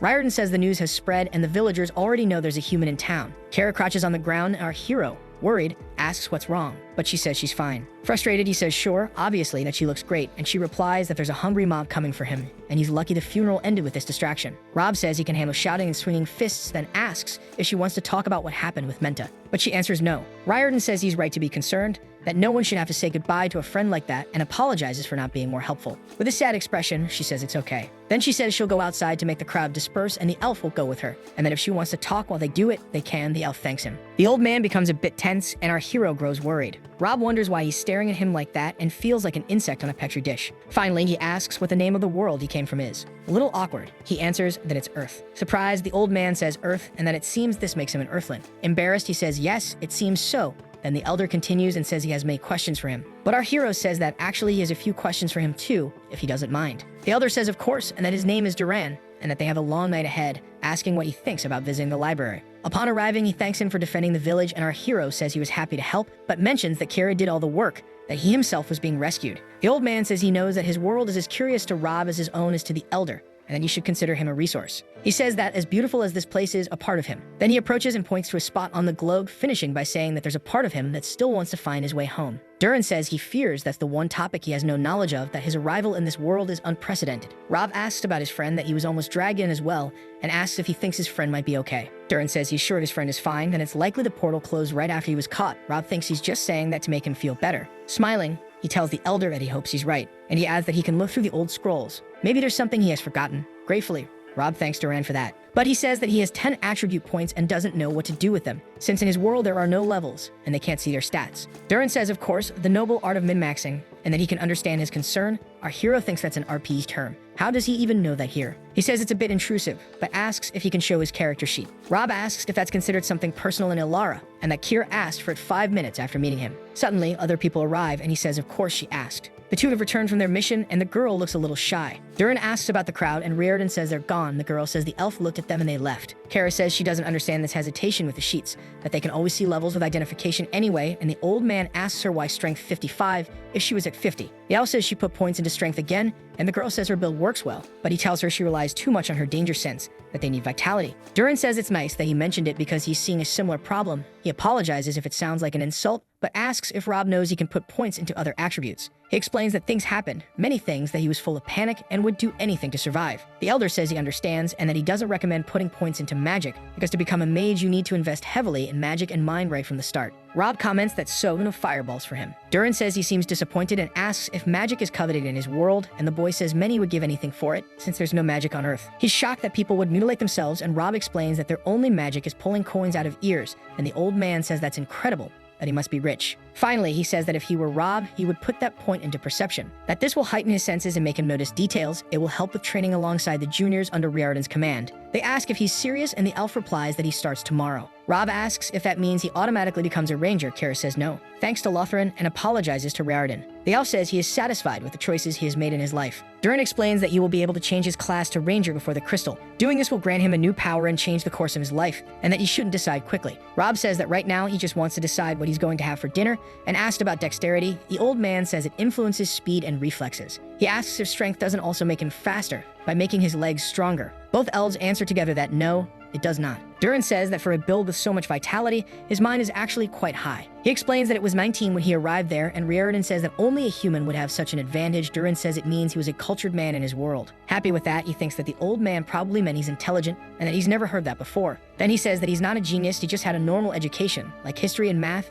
and the elder is surprised and then questions, "Math?" All excited, he thinks the guy actually believes he's a genius. Durin gets excited and says it would be great to have someone who could double-check his accounting books. Then he shows the boy the book. Rob points out that the correct number on that line should be 60,000. On the terminal, it shows that he gained a skill in mathematics, and that his speed for solving problems increased slightly. As he keeps going through the book, his mathematics rises to level 4. But suddenly, he puts his hand on his head and thinks, oh no. He looks at his terminal, and the leveling skill is still at medium. He thinks to himself, telling that thing to stay at medium forever, calling it a cursed thing. Kara asks if he's okay. He says he's just worrying about the promise of becoming a bloodthirsty monster, nothing major. Our hero asks if he can look at the library to research on his own. Durin says yes, but that everything is in Elvish, and Rob says he's not a Tolkien fan, apologizing. The elder explains that translation is a skill that can be unlocked by having a solid mind attribute and reading a lot, and the boy says he considers himself a bookworm. Sometime later, he is at the table reading something. The elder helps him with that reading. Rob puts a lot of effort into it and thinks it seems to be working. Suddenly, those letters that were previously incomprehensible in the book start becoming a bit clearer.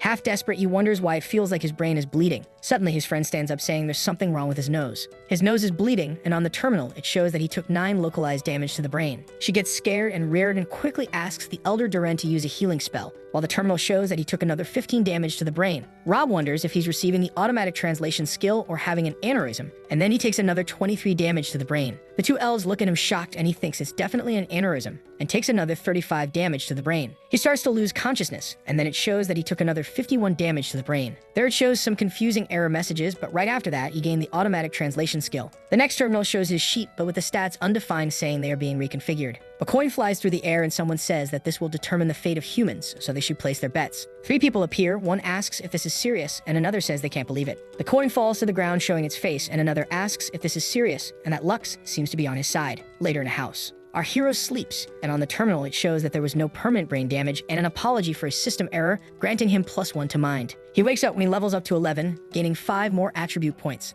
Lying on the couch, he thinks that he just wanted to read. But the terminal shows that he has received the Elvish language translation skill. He thinks that looked like code and wonders if he might be trapped in some kind of virtual world. The next moment, the terminal shows that he is not in a virtual world. Surprised by this, he gets up looking around, asking what that was when a voice thanks the gods. Kara comes over worried and asks if he remembers her name. Smiling, he says it's Kira, and that it's good to see a friendly face. She explains that he had brain damage, and that her face is never friendly, that he can ask anyone in the village. Rob says he doesn't exactly know what happened, but he apologizes if he scared them. She asks if he doesn't remember anything. Then he replies that he only remembers a whole lot of brain damage. Exasperated, she says he almost died and that he shouldn't joke about it. Trembling, she says that she means she doesn't want to bury 2 friends today. He apologizes and says that joking is just his way of coping, but it seems the system gave him the all clear. And unless the system is wrong or lying, he has no permanent brain damage. Kara says that's reassuring, that the system is never wrong or lying, and Rob says it seems to have a dark sense of humor. She gets alarmed and asks what he means if he spoke to it. Our boy says he wouldn't say it spoke, but that the notifications have a decent amount of sarcasm. Kara says he should keep that to himself, that saying the system is talking to him is a clear sign of mental illness. He says duly noted and asks if she can now explain to him exactly what happened. She explains that everything happened at once. The elder used his medical analysis magic, and she believes the phrase he used was that his mind was unraveling at a fundamental level, and he thinks that doesn't sound good. But he thinks at least he got auto-translation in the end, like a consolation prize. She says he was lucky Riordan found a healer quickly, and that he should have seen how fast he was even while injured.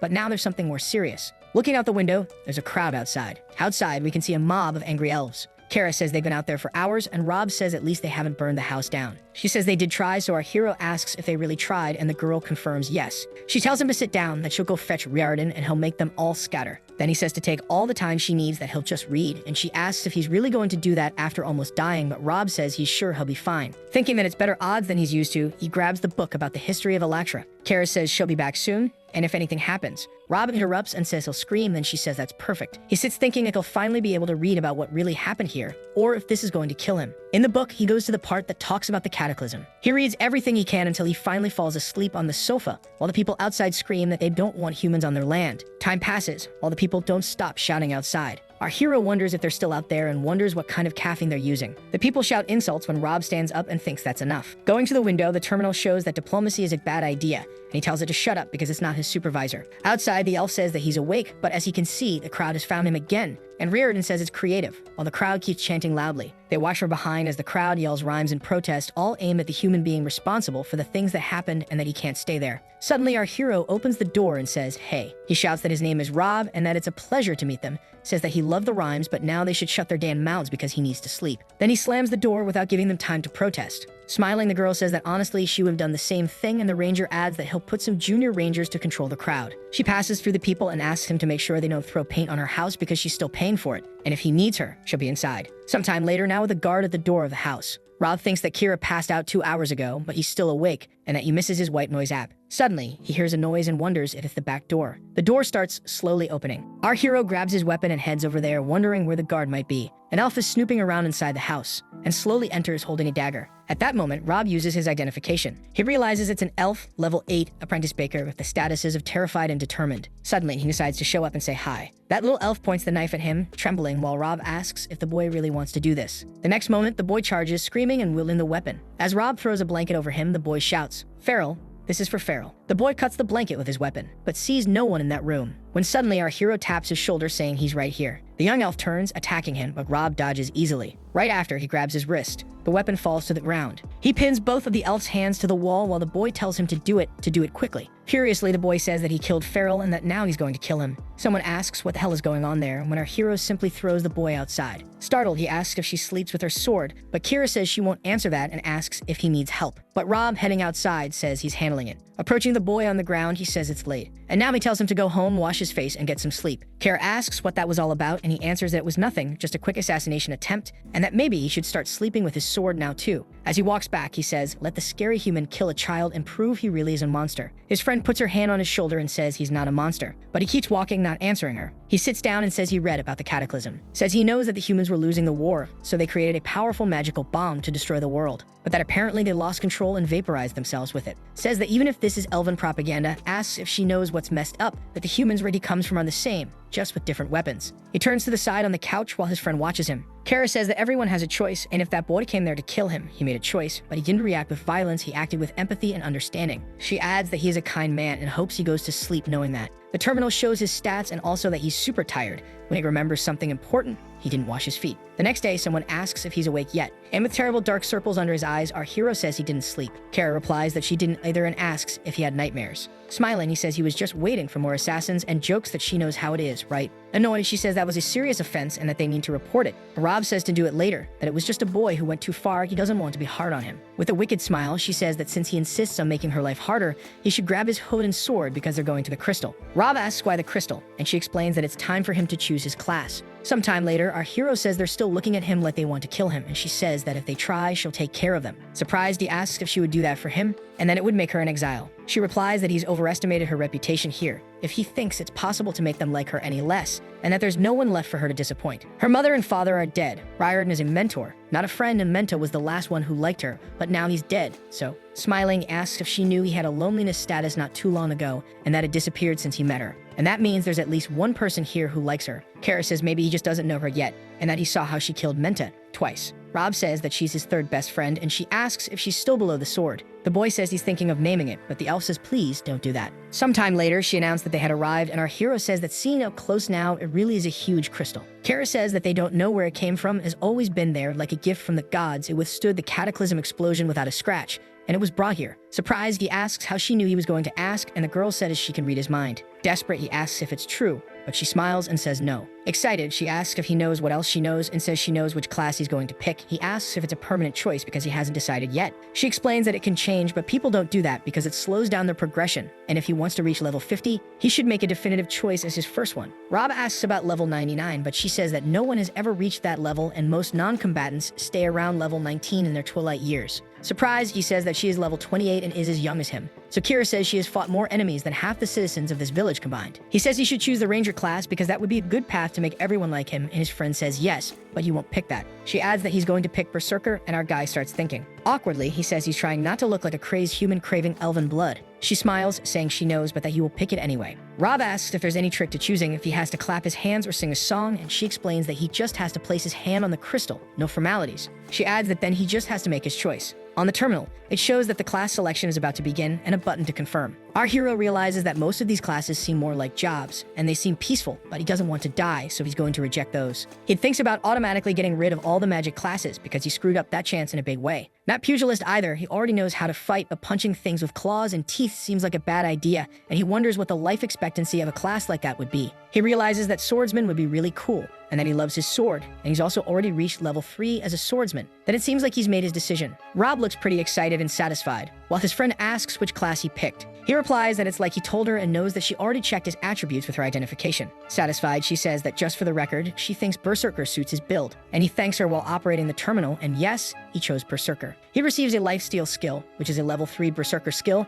healing 25% of the life from any damage he deals. He also receives the Battle Fever skill, which boosts his attributes, and Blood for Blood, which increases his damage as he loses HP. He says he just feels it's right, something to build, like a furnace that needs fuel, and asks her how she feels. Kara turns and says it's settled, then says they should go because Riordan is waiting for them. In a place nearby, several young elves are training. Our hero uses identification and an elf tells them to stop because that's rude, but Kira says that they set the profile as public inside the village. Then he asks everyone to look over there because they have a new recruit. The young ones are not very happy to have a human around. Riordan continues and says that as they can see, he's not from here. Rob whispers that this is not the warm welcome he was expecting. His friend says he should look for friends elsewhere, that they are not very smiley. Smiling, he says they could say the same about her, but that he has seen her smile. Riordan says that now he looks different and he knows everyone has complicated feelings about humans, but frankly, they need all the help they can get. One of them, annoyed, says that everything those guys did was complicated, and the elf scolds the boy, whose name is Tarek, and asks what he thinks about welcoming Rob by having a training session with him. Our hero gets a bit tense, asks if it's old-fashioned training, a fight, and says he has never gotten into a fight, but his friend says he fought hundreds of spiders.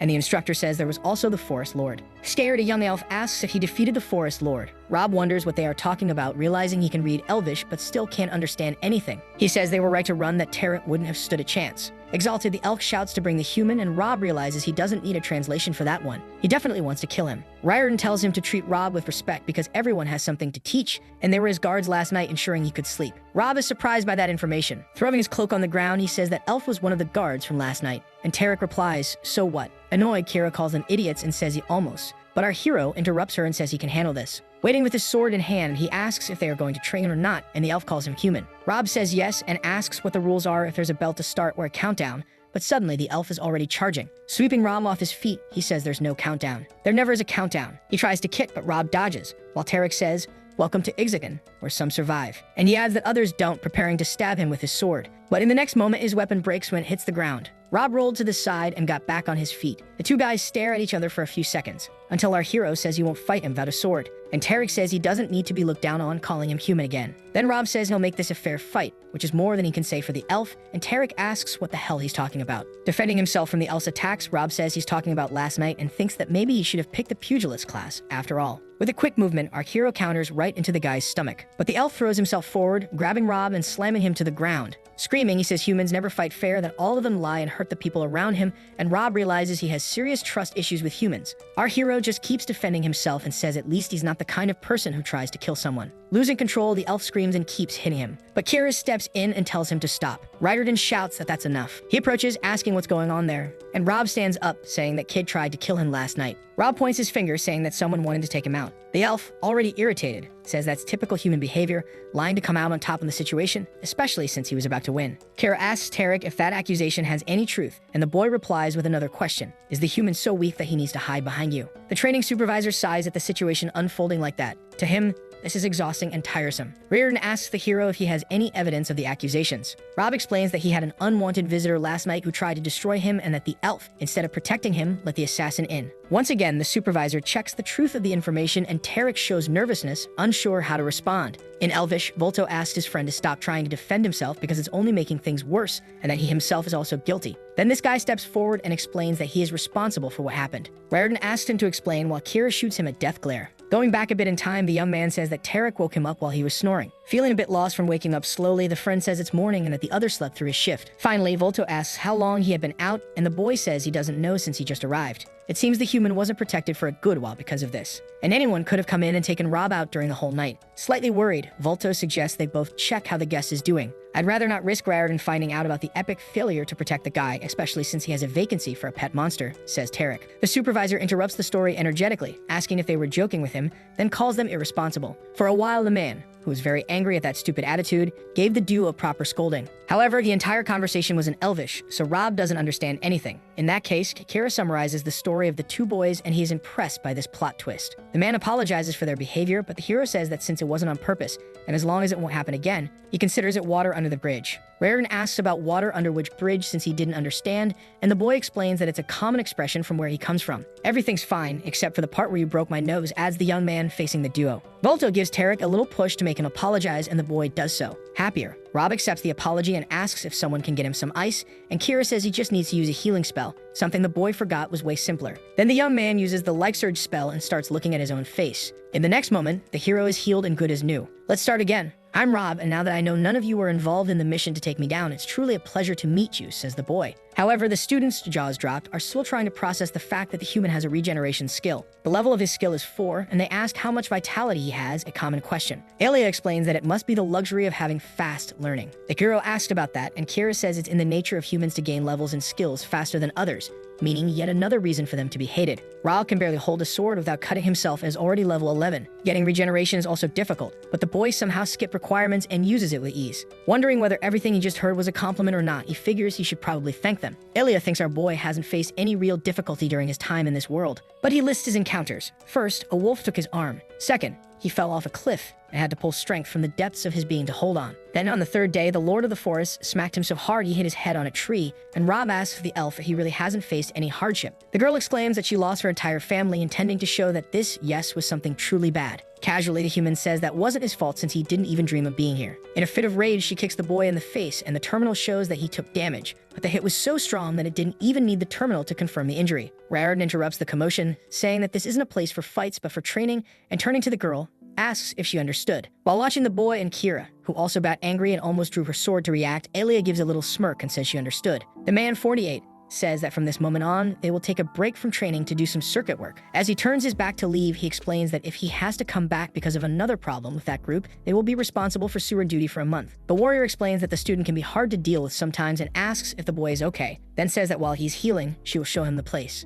Now the two are watching a young elf practicing archery, and when Kira says who he is, Rob realizes the boy looks very familiar. The woman calls him over. Our hero notices that he saw him before in the forest when he was with another girl. The boy says he literally saw him for 2 seconds before they ran off. Orntol, slightly nervous, says that the berserker looks different without all that dirt on his face, and he agrees that looking like that must have made it hard to approach. Now Kira shows him another student, Zamira, a skilled swordswoman and the coolest of them all. And then she says that the boy has already met the 2 slackers who are working out in a corner. She also informs him that their names are Volto and Tarek, the one who broke his nose. They are tools, but they're good at what they do. Rob notices that one of the students has brown hair, and that seems unusual for elves, and Kira says it's better to keep that to themselves. The warrior explains that his grandfather was human, and the young man imagines that the summary of that elf's issues with him probably comes from his father, and that makes sense. Some of Tarek's relatives died in the cataclysm, so it's more than just issues with his father. Volto was his buddy, and they are best friends. Suddenly, what seemed to be a knife went flying, and it stuck into the wooden wall right next to the hero's head. Elia apologizes, saying her hand slipped by accident while the boy enters a slight panic. Kara explains that that girl is her least favorite person in the village. As she notices the boy starting to get uncomfortable,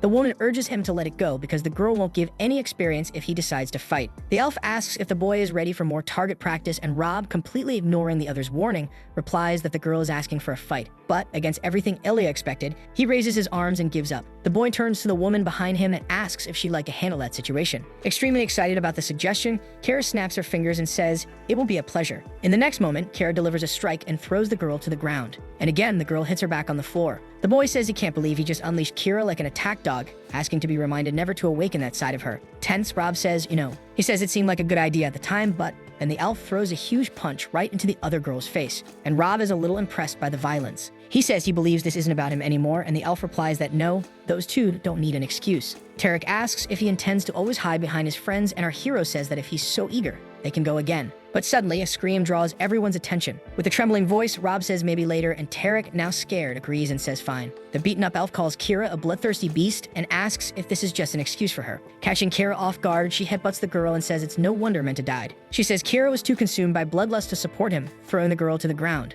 but Kira, furious, tells her to shut up and punches her in the face. Once again, the elf is on top of the other girl she says that Kira thinks they don't like her because she abandoned the ranger's call, but that's not it. It's because they all know she only cares about herself. Riordan grabs her arm and says it seems she doesn't remember what he said about attempted murder. Kira tries to justify herself, saying, but Aelia. And the elf shouts that it doesn't matter how Aelia wronged her. The truth that matters is that the village can afford damage caused by themselves. He explains that her actions could cost lives. He asks what would happen if the village were attacked and Aelia were injured and reminds them that they act as healers and rangers in a crisis. Riordan says she is suspended from training until further notice. He says she will be on patrol where senior rangers can keep an eye on her. She questions Rob and the girl says he's the teacher's pet. Turning to Rob, Riordan says he clearly needs to learn how to defend himself and that he will undergo double training and extra time with Elder Duran. Riordan says he has spoiled them too much and that if they don't improve, they can consider themselves dead out there. Then he orders everyone back to work. Kara says that if anyone hits him, just tell her, and she'll deal with them. She says she'll guard his door tonight, but Rob replies that he'll be fine, not to worry. And he thinks, or at least he hopes, as everyone watches him. Sometime later, they are all training archery, but it seems that our hero isn't doing very well with it. Suddenly, an arrow passes right by his ear. And Aelia looks at him, poorly pretending, and says, oops. Sometime later, Rob excitedly asks if he will teach magic, but the elder says no, that he's actually there to ask some questions. Showing a board full of notes, he adds that it's about the land. If he believes he understands, then that will also be part of his punishment. On another day, our hero trains with Tarek and defends himself as best he can, when suddenly, his sword goes flying. The elf says that's it, that he should be happy they're not using real blades. And then he's back with the old man again, who says to be called as a hairdryer and asks how on earth you cook with it. Days go by, and everyone is back to training. But Rob seems way too tired, when suddenly two elves circle all the way around him. And once again, his sword goes flying, but now he's facing another elf girl. Sometime later, he's thrown to the ground with a strike. The terminal congratulates the champion for achieving the title of running like an elven child, gaining +1 stamina, and he tells the terminal to screw off. It says he gained the skill fleet of foot, which improves his dexterity, and he replies that bribery won't work, that he's still trash. Back to the elder's questions, he asks if Rob understands the system of this mysterious magical talking box with buttons called a video game. Rob says yes. Duran asks if he considers their world to be a game, but our hero says no, that this world is real, strange, violent, but still real. He says he's bullied too much to think it's anything else. Rob says it's not where he would have chosen to go if he had a choice. No way, but he's here now, and that matters too. The elf steps closer, offering a towel, and tells him to press it to his shoulders when he gets up. Rob, surprised, thanks him for that. He thinks that even though he isn't who he wants to be, the two prepare to fire their bows, and he thinks that maybe he can become someone he would like to meet. He receives the archery skill and starts celebrating because of it. Somewhat excited, the elder says it's beautiful and asks him to tell more about the theory of germs. Days go on, and our hero's there again, training hard. The girl watches him curiously. Turning away, she says it was a good match for him. He looks at his weapon, satisfied, while his body trembles. A little later, smiling, he blocks a blade coming toward him, and throws it back at Aelia, who looks kind of stunned by that. Sometime later, Duran asks if there are tiny things living inside them. Rob says yes, they're germs that spread from one person to another without proper hygiene. The elder gets desperate and says if you'll excuse me, I think I'd like to take a bath, a vigorous one. On another day of training, our hero manages to disarm Tarek in a duel, then points his weapon at him and says, surrender. A little later, already alone, he trains with his sword. From afar, Riordan watches our hero working hard, then says there's something he's been wondering. He talks about Rob's sword, and Rob asks if he's referring to his third best friend.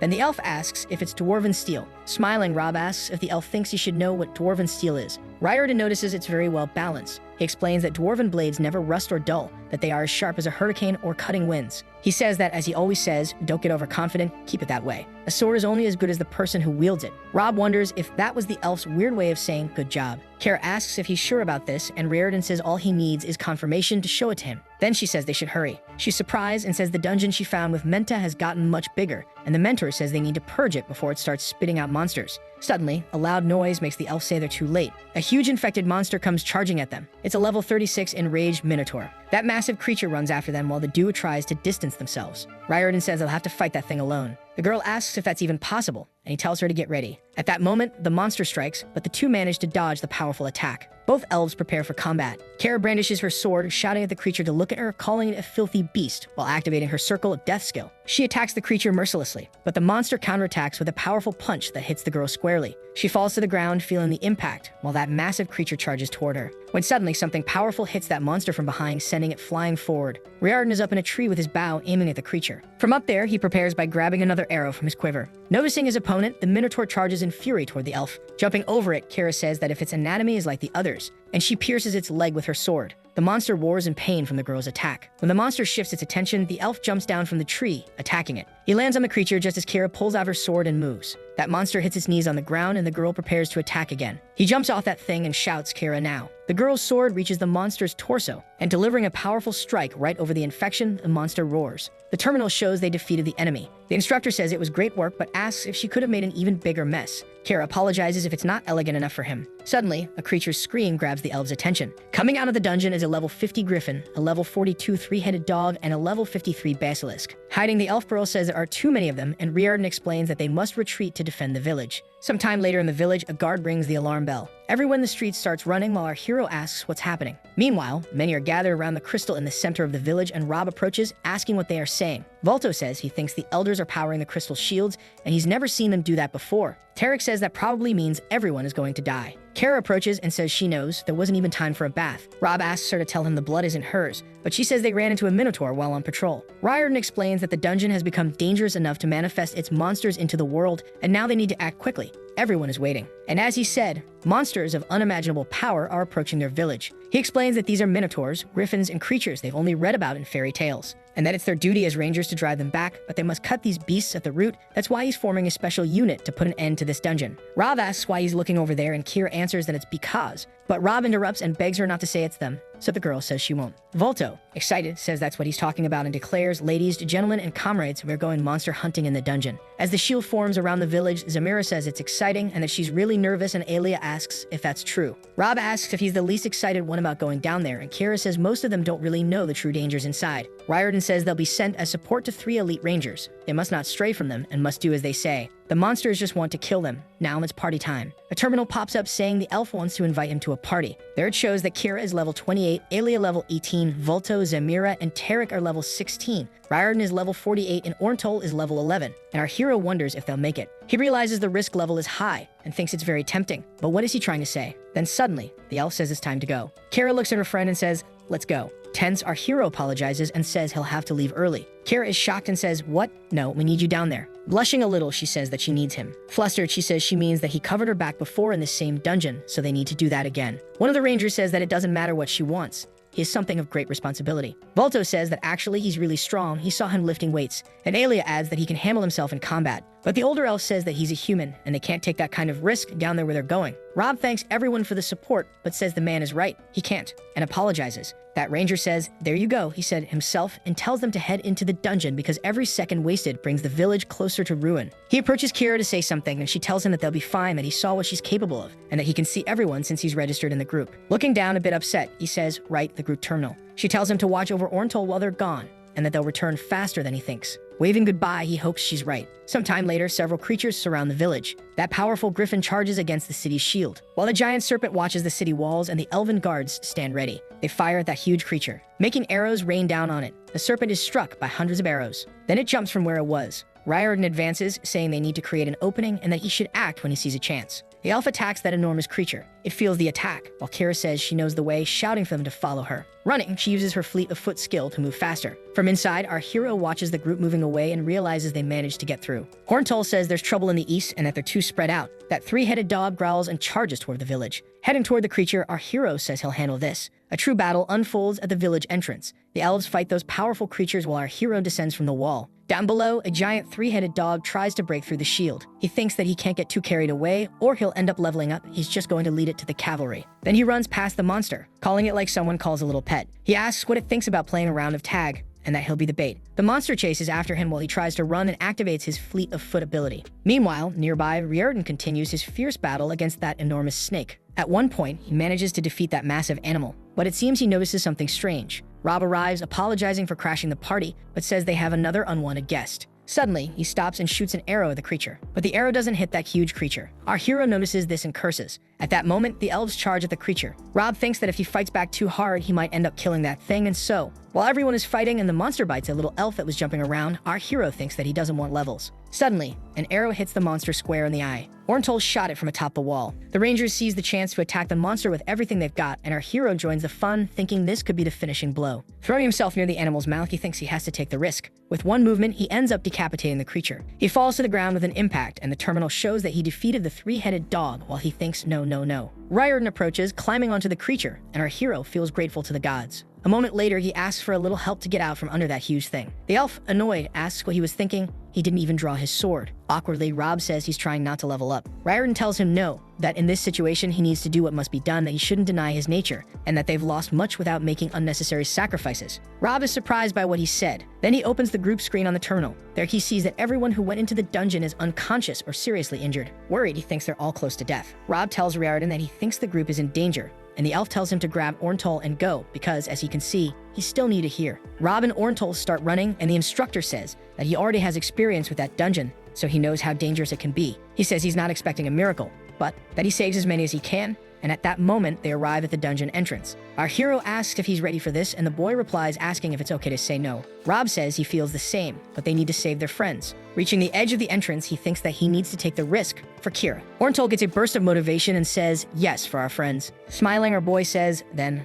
I'll see you down there. And the two start descending using ropes. Orntol says he apologizes for his cowardly reaction earlier, that he was scared because of his sister Malika, who's all he has. It may not be too late, though. Rob says he's not happy with how things went, but he can't blame him. Still, he wishes he had talked to him, and the boy says he feels embarrassed hearing him speak like that. And our hero tells him to consider this a fresh start. He thanks him for saving him from the three-headed dog while extending his hand to the boy. He smiles and accepts Rob's hand, while the terminal shows that the diplomacy skill leveled up to 3. Rob thinks, seriously, diplomacy isn't exactly useful in a dungeon. Our guy says that the entrance path to the dungeon is that way, and just to let him know, there might be spiders there, and he might scream. The elf says he was right after all, there are spiders. He comments that it seems like Kira and the group cleared that area without much trouble, and the elf asks what he thinks hurt them so badly and why they didn't leave it to the seniors. Rob says something else must have happened there, and Orntol shouts, there. He points to the end of a corridor where there's a red light. Our hero says he'll go ahead in case there's something evil and murderous over there, while the boy says he won't argue about that. He asks how everyone is doing, while Rob checks the terminal and says Zemira lost another 30 HP, and that some are unconscious, but they're still alive. He suggests they should move quickly, but in the next moment, a tentacle grabs his foot,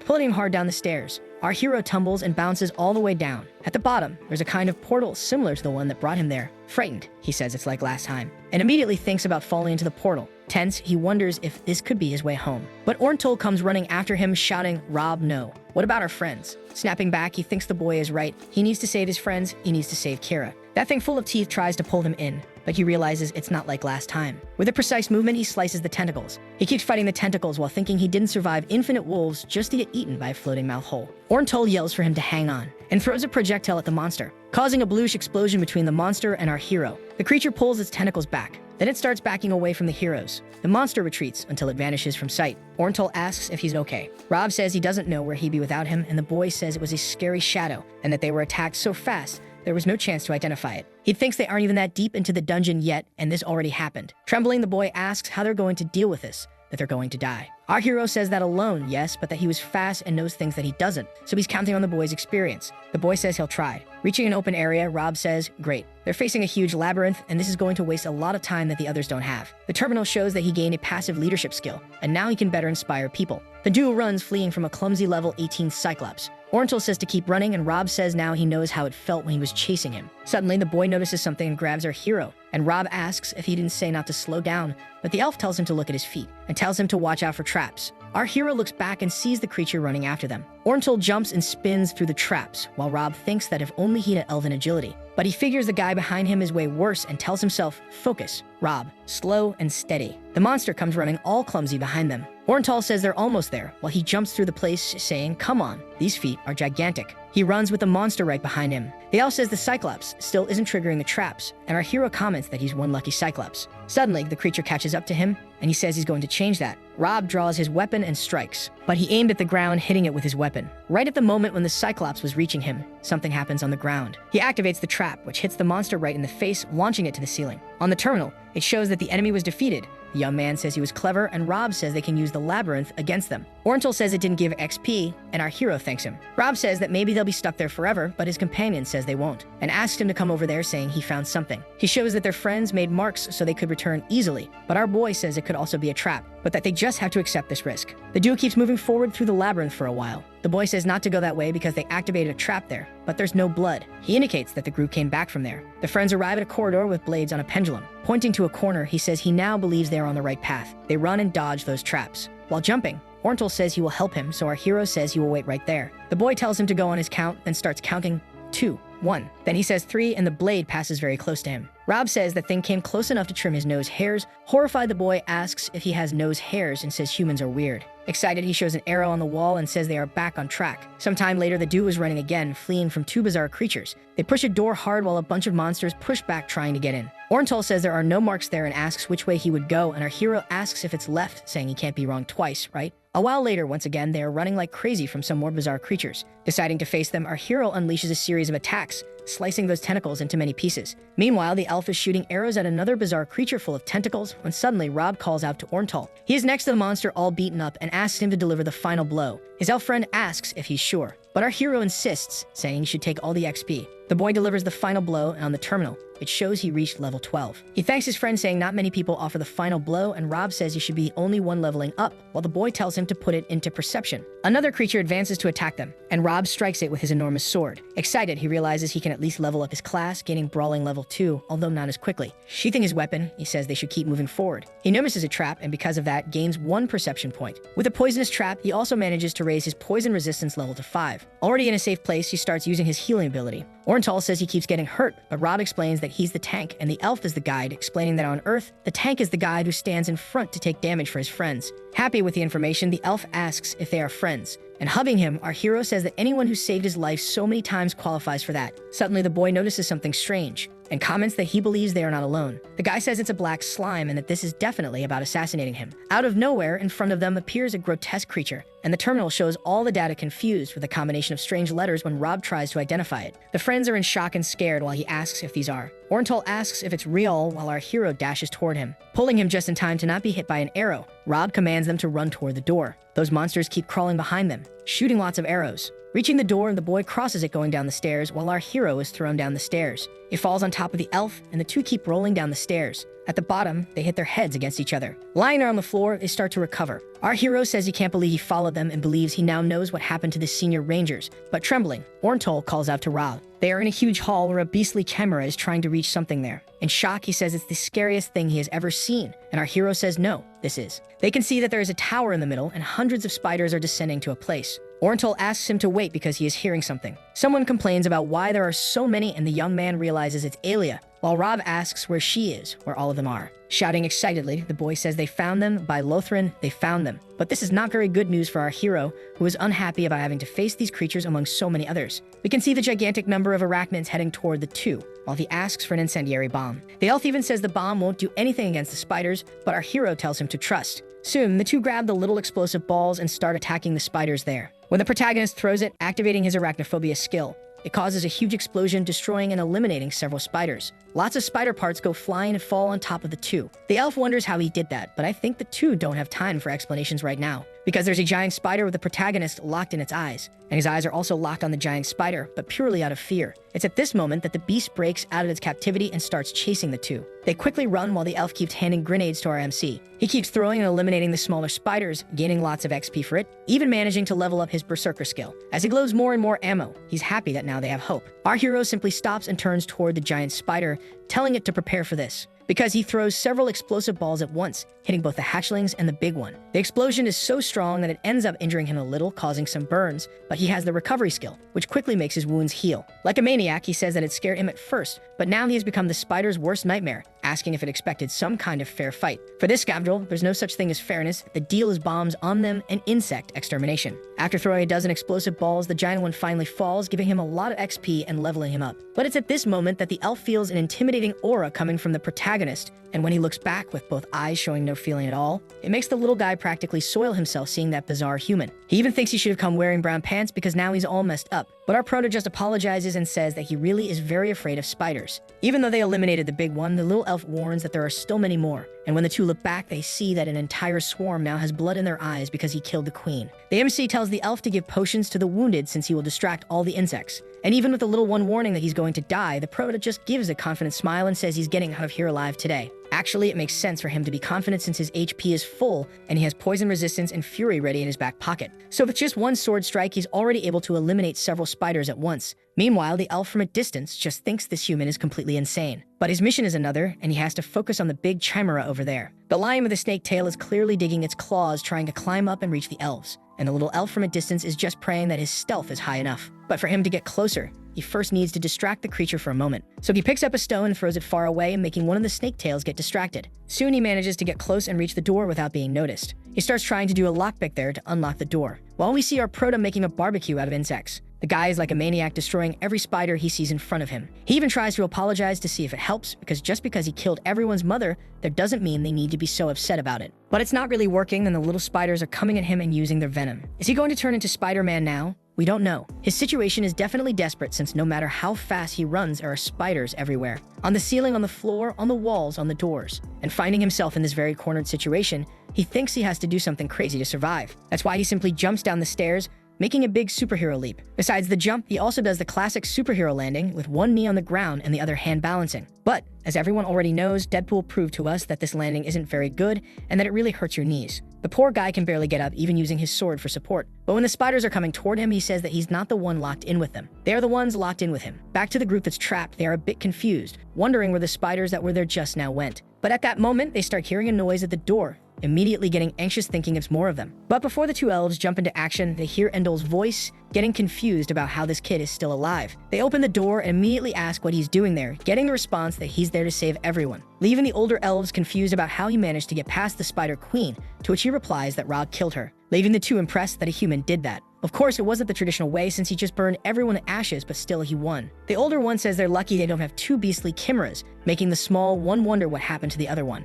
But his companion doesn't answer and is just happy that his friend now has backup. The long-haired one arrives, asking where the human is now. However, the small one just looks with a firm and confident gaze, already knowing that he's probably out there wiping out insects. They realize that the chimera is slowly approaching, so they can't stay there anymore. Then the elf asks how the wounded are doing, finding out that since everyone took a potion, they're no longer in danger. However, there's still no confirmation of when they'll be able to stand, so they can't be taken into battle. The situation seems very complicated, since the lion is getting quite close and shaking the entire tower, making everyone think the tower will collapse before they're ready to fight. The situation is really bad because, as much as they need to move and get out of there quickly, it's impossible to defeat that thing with everyone injured. But at that moment, our little elf says he's small enough to get through the window, so he'll distract it while everyone recovers. Obviously, the two there get angry, saying he'll die if he does that, but the young one just says they're forgetting a very important member of the group. And we clearly know who that is, the greatest insect exterminator in Manhwa history. The guy is still wiping out the remaining spiders. He's so sinister, with such a terrifying look, even the remaining spiders can't look at him for too long. And they soon start running away, while he taunts them to really leave if they're scared. But while they're climbing the stairs, he ends up feeling an intimidating presence up there,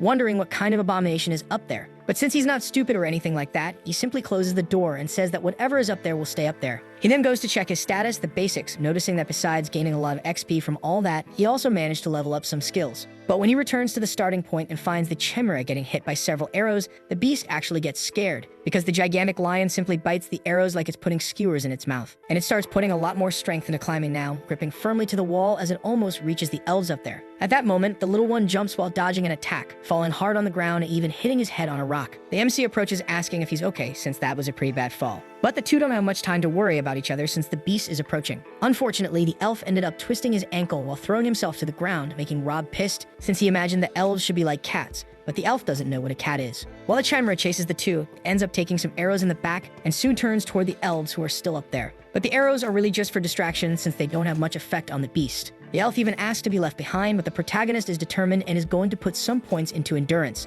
suddenly stopping while the beast charges toward the two. But what it hits is only the empty ground, since the kid activated the dash skill and starts running with the elf on his back. The little one asks if there's a plan, which I think should be his job, since he jumped down recklessly. But the protagonist's plan is simply to run until someone comes to help. And if help doesn't exist, then they're screwed. Yeah, my friends, our situation is not looking good, since the beast is roaring loud enough to shake the place. And the spikes stuck in the ceiling start slowly swinging, falling on top of the protagonist and the elf. But since he's pretty fast and agile, he manages to dodge some, but he won't be able to keep doing that for long. At that moment, he's almost hit by one of the rocks, but ends up putting some points into perception to at least not turn into a pancake. And he quickly asks the little one what the situation is back there, while being told that the chimera is running really fast. However, he gets ready to shoot some arrows at it, reminding me a lot of that GTA mission where we're on the back of the bike trying to stop enemies coming after us. The little elf fires a very accurate arrow that hits the chimera's shoulder, making it roar from what I think is pain. But I don't know if it's pain or just pure rage, and all our protagonist and elf need right now is a distraction. They're even doing coordinated attacks, where the elf shoots and the swordsman slashes. But that beast has its resistance at max and doesn't feel a thing. Besides that, our MC, who had already fought hundreds of thousands of spiders, is already at his limit. And soon the message that he received damage appears, even before he feels the creature's strike, being thrown against a pillar with a lot of force and falling to the ground like a limp wooden doll. He tries to get up, but the damage was really high this time. So high that even his brain was affected, so he can't focus properly. The beast keeps approaching, jumping on him to finish him off, while the little elf with a bad ankle can't do anything to help our MC.